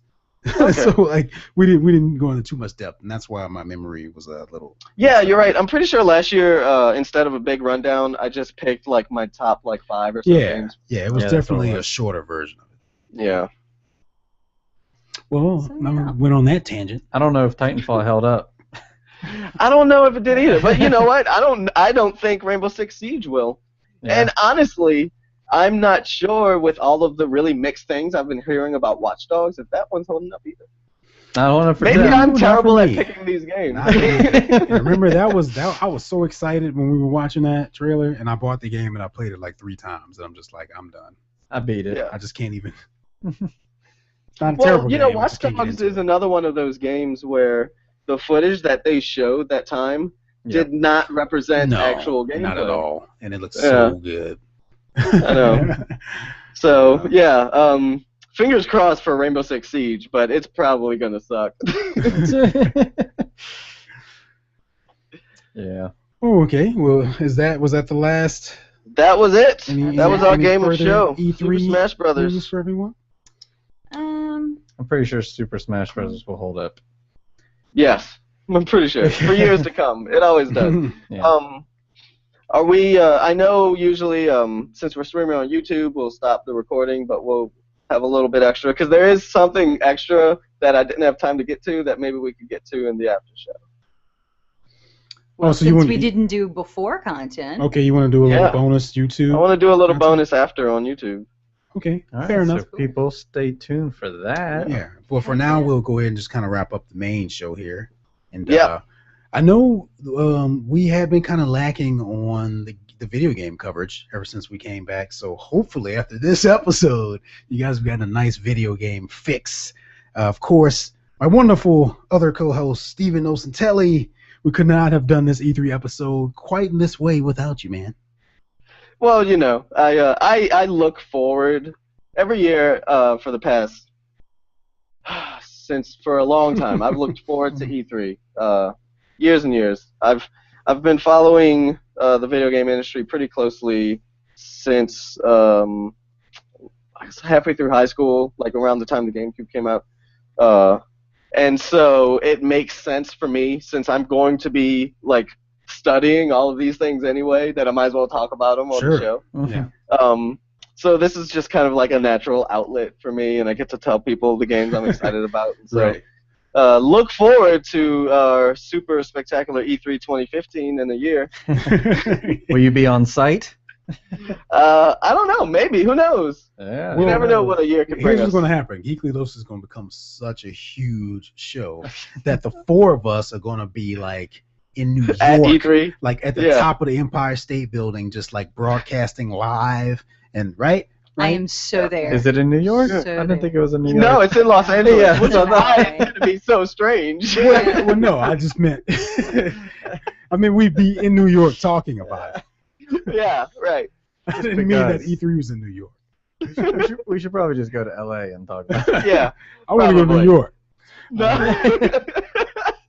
We'll go to New York Okay, and talk everyone about can something go to else. New York. All right, everyone can go to LA. Tim, you can go to New York. Right. Hey, power You'll of be the the one on Skype call that time. internet. I am cool with that. Okay. So we want to wrap up this episode. Once again, if you're watching on YouTube, stick around for a couple more minutes. We got a little bonus for you. If you just listen to the podcast, well, once again, go over to youtube.com/awesomepods so you can see the video and get the bonus and all of that. Because as Caitlin just mentioned, we didn't do a bonus today at the beginning of the episode. And there's a lot of reasons for that. But we will have some bonus at the end now, so you can still go back and check it out if you want to get a little something extra. I want to take a moment to recognize the other podcasts on the Awesome Podcast Network. There's, of course, 80s Revisited. Take a blast to the past with 80s Revisited, where they talk about 80s movies and trivia and just everything. I love that, and they're like approaching their 90th episode now soon, right? Mm-hmm. So those guys have been going strong. Please continue to support them. There's a host of other podcasts, including Republic City Report, the Legend of Korra podcast, another podcast that I do that is actually about to return really soon because as of last night, Friday the 27th, Legend of Korra has returned. So that means that my podcast will return. So be on the lookout for that to resurface at any point within the next week or so. Once again, my name's Tim Bridgewater. I'm an actor, Forgot about screenwriter. Nintendo's. Well, I don't know. Does Steven want to say anything about that? The coming possibility soon. of that? About what? He's got a graphic. so He's that's like, I don't coming even know what you're talking about. soon. There may be some sort of a Nintendo themed podcast coming soon from Mr. Nocentelli. What? Me? Talk about Nintendo? Get out of here. Go over to Awesome Pods if you want a little awesomepods.com if you want a little preview, sneak peek of that. There's a little something there, a little something for you to look at. Yeah. Nothing to hear yet, but soon. No graphic. APN. I didn't mention this much, but once again, if you want to head over to iTunes and give us a good rating on our podcast, especially if you're a listener, then you obviously like us. So I would hope. So go ahead and help. Especially this far into the show, right? And help spread that wonderment with your friends and everyone else, and we can make a lot more shows and do a lot more for you guys if we get the support and everything. So check us out on iTunes, Stitcher.com, Twitter @AwesomePods, etc. You can find me on Facebook, Facebook.com/Tim Bridgewater or Tim Bridgewater 2. I'll be there. You can find me on Twitter. It's @Oriona, ORIONA 75. If you're playing a Blizzard game, Oriona #1318. Yep. And of course, you can always find me on Twitter. I am @SteveNocentelli. And if anyone out there wants to play video games with me, I'm gonna put this out there. My Xbox Live gamer tag and my PlayStation Network is Madstan, MADDSCAN. I constantly try to race you. You're never on, but it's been. I've been on more lately. I finally got my internet hooked up. Like I said, I've been playing Grand Theft Auto 5 a lot. So, you might see me on there. All right. That's right. If you want to keep in touch with all of us, once again, Awesome Pods on Facebook. If you want to email us, send us an email at geeklydose@gmail.com. We do read emails on air now, and we will address your questions and thoughts and concerns and opinions. We do accept hate mail. We don't want it, but if we get it, we will address that as well. Mm-hmm. We love hate mail. Yes. So once again, guys, thank you very much. I believe this is going to be, we're going to put up the previous episode and this one at the same time, I think. Maybe. No, don't tell them that. No, never mind. That didn't happen at all. That never. No, the other one came out a week ago, remember? Oh, that's right. It did come out a week ago. Anyway, I want to take a moment now to thank Steven Nocentelli for joining us. It's been a while. Miss you, buddy. Stay so safe over there in Seattle and everything. And dry. Yeah, and then of course, the best way to keep in touch to just to see when the next episode is going to be is to head over and like that Awesome Podcast Network page on Facebook. Be the best way to do it. So I think that does it for this episode. Stay tuned for the bonus. Steven has a little bit more he wants to talk about here. So once again, youtube.com/awesomepods if you want to see that. So until next time, for Geekly Dose, I'm Tim Bridgewater. I'm Caitlin Franks. I'm Steven Nocentelli. Jesse Sedgley. Thank you, guys, and we will see you next time for your next dose. But wait!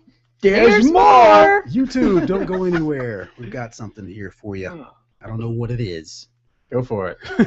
All right.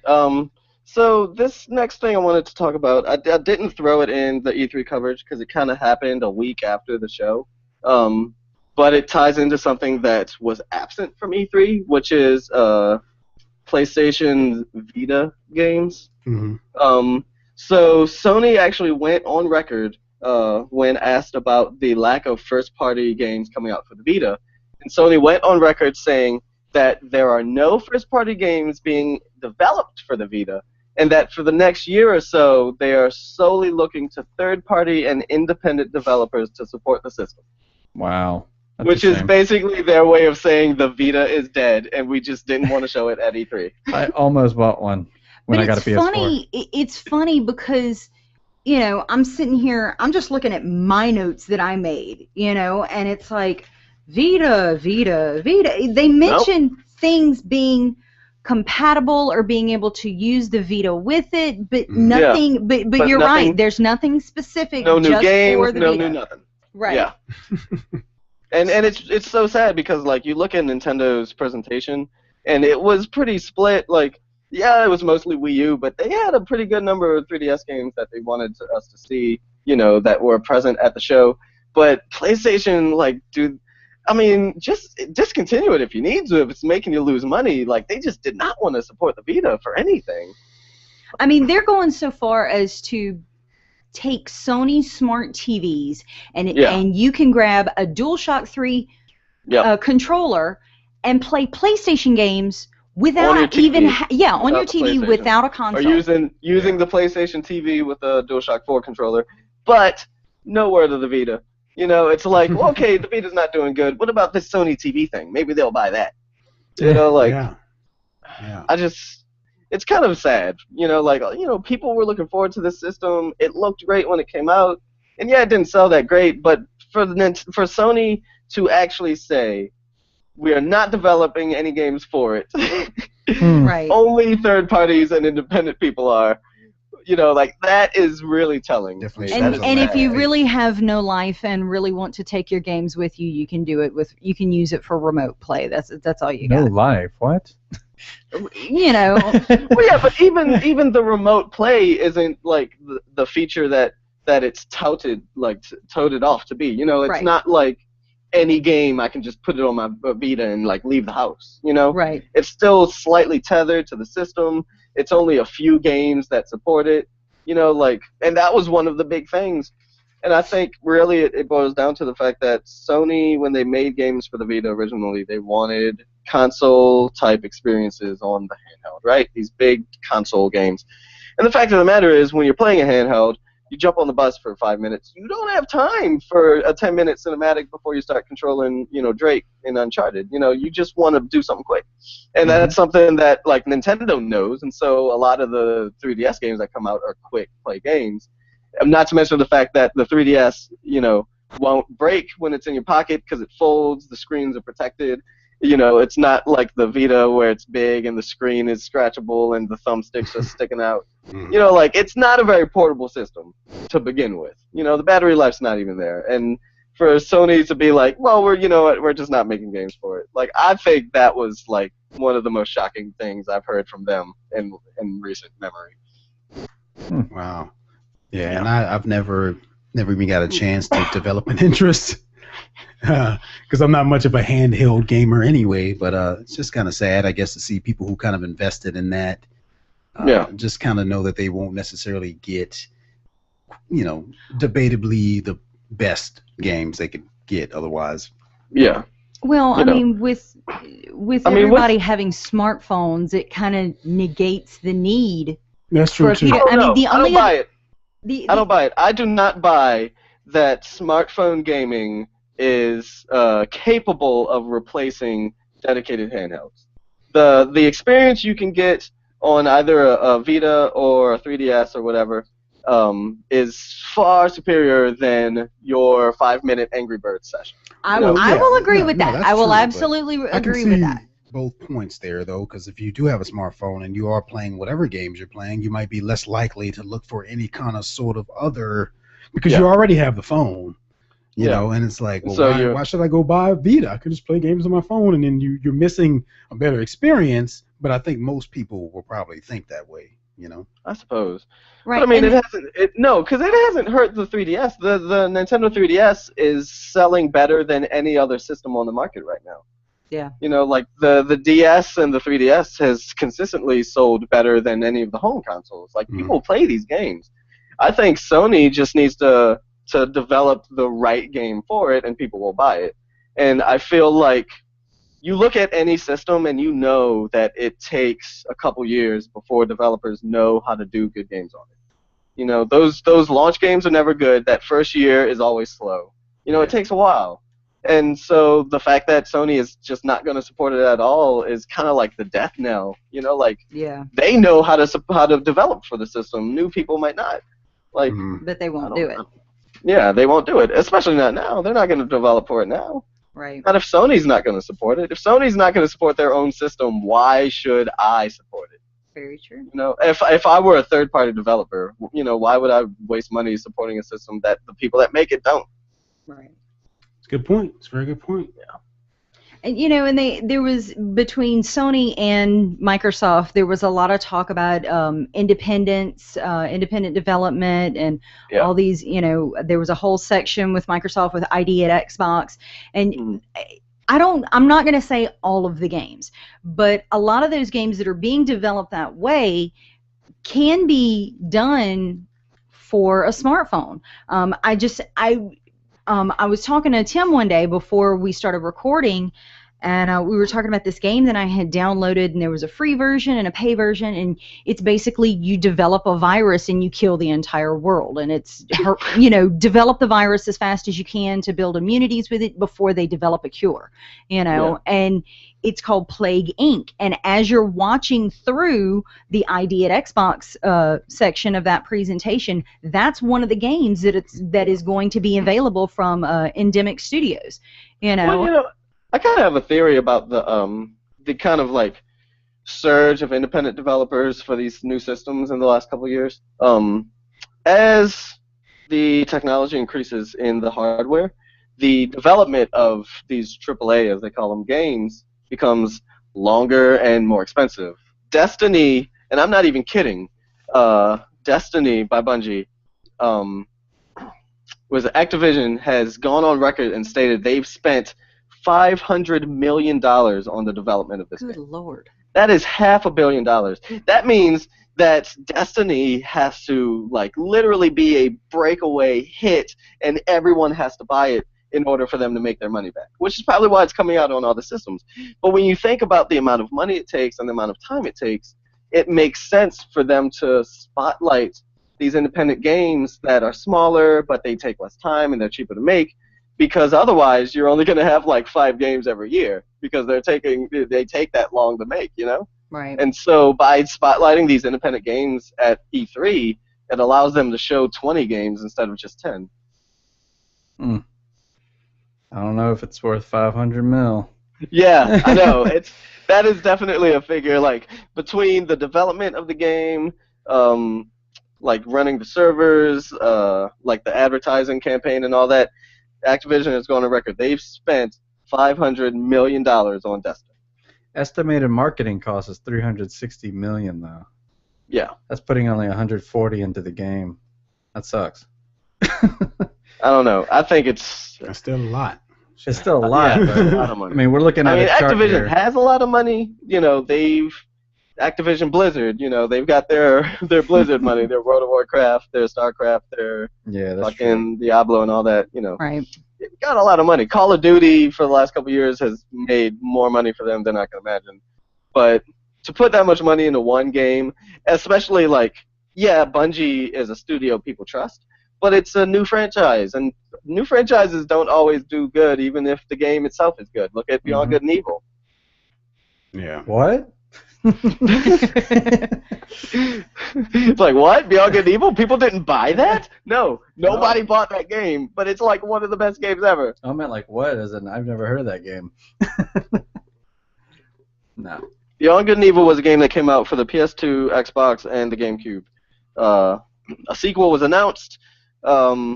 It was actually in my disappointments of the fact that the sequel wasn't shown. Yeah. A lot of people were looking forward to it, but you know, new game franchises, new IPs, like untested waters. You know, people are hesitant to spend $60 on something they haven't done before. So maybe it helps that it's Bungie. Maybe it helps that it still looks like Halo. Maybe it helps that it kind of looks like Borderlands. But I don't know that Destiny is going to make that much. Yeah. Crazy. I mean, they're even putting together I know they announced they're putting together a PlayStation bundle, you know, the exclusive white PS4, you know, the Destiny package. And so I don't know, maybe that'll help it for all those people who want to play Destiny but haven't jumped into on the PS4 bandwagon, but who knows? Yeah. Who knows? Okay.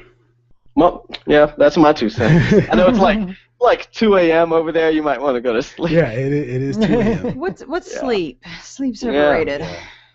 Do you have to? I got video games to play. That's right. Yeah. I got a list of almost 30 games coming out I have to save up for. Yeah, they're no kidding. Okay. Well, at this point, we're going to go ahead and say bye to YouTube, and thanks for sticking around for the bonus. If any of you are watching this and you still haven't liked that awesome podcast network page, that is a mistake, one that you will live to regret. Grr. We'll find you. And then that's when we just freeze. Yeah. Thanks to Steven Osentelli for joining us once again. Yay! It was Good fun. night, YouTube. Hope Good you night. guys enjoyed. Night, night, night. Wave bye, Steven. Camera's there. Bye. Yeah, you just see a tiny little camera up there, don't you? Yep. There it is. Wave at the blue lights. Run to the light, Carol Ann. Good night, everyone. Yep. All right, goodbye. Peace.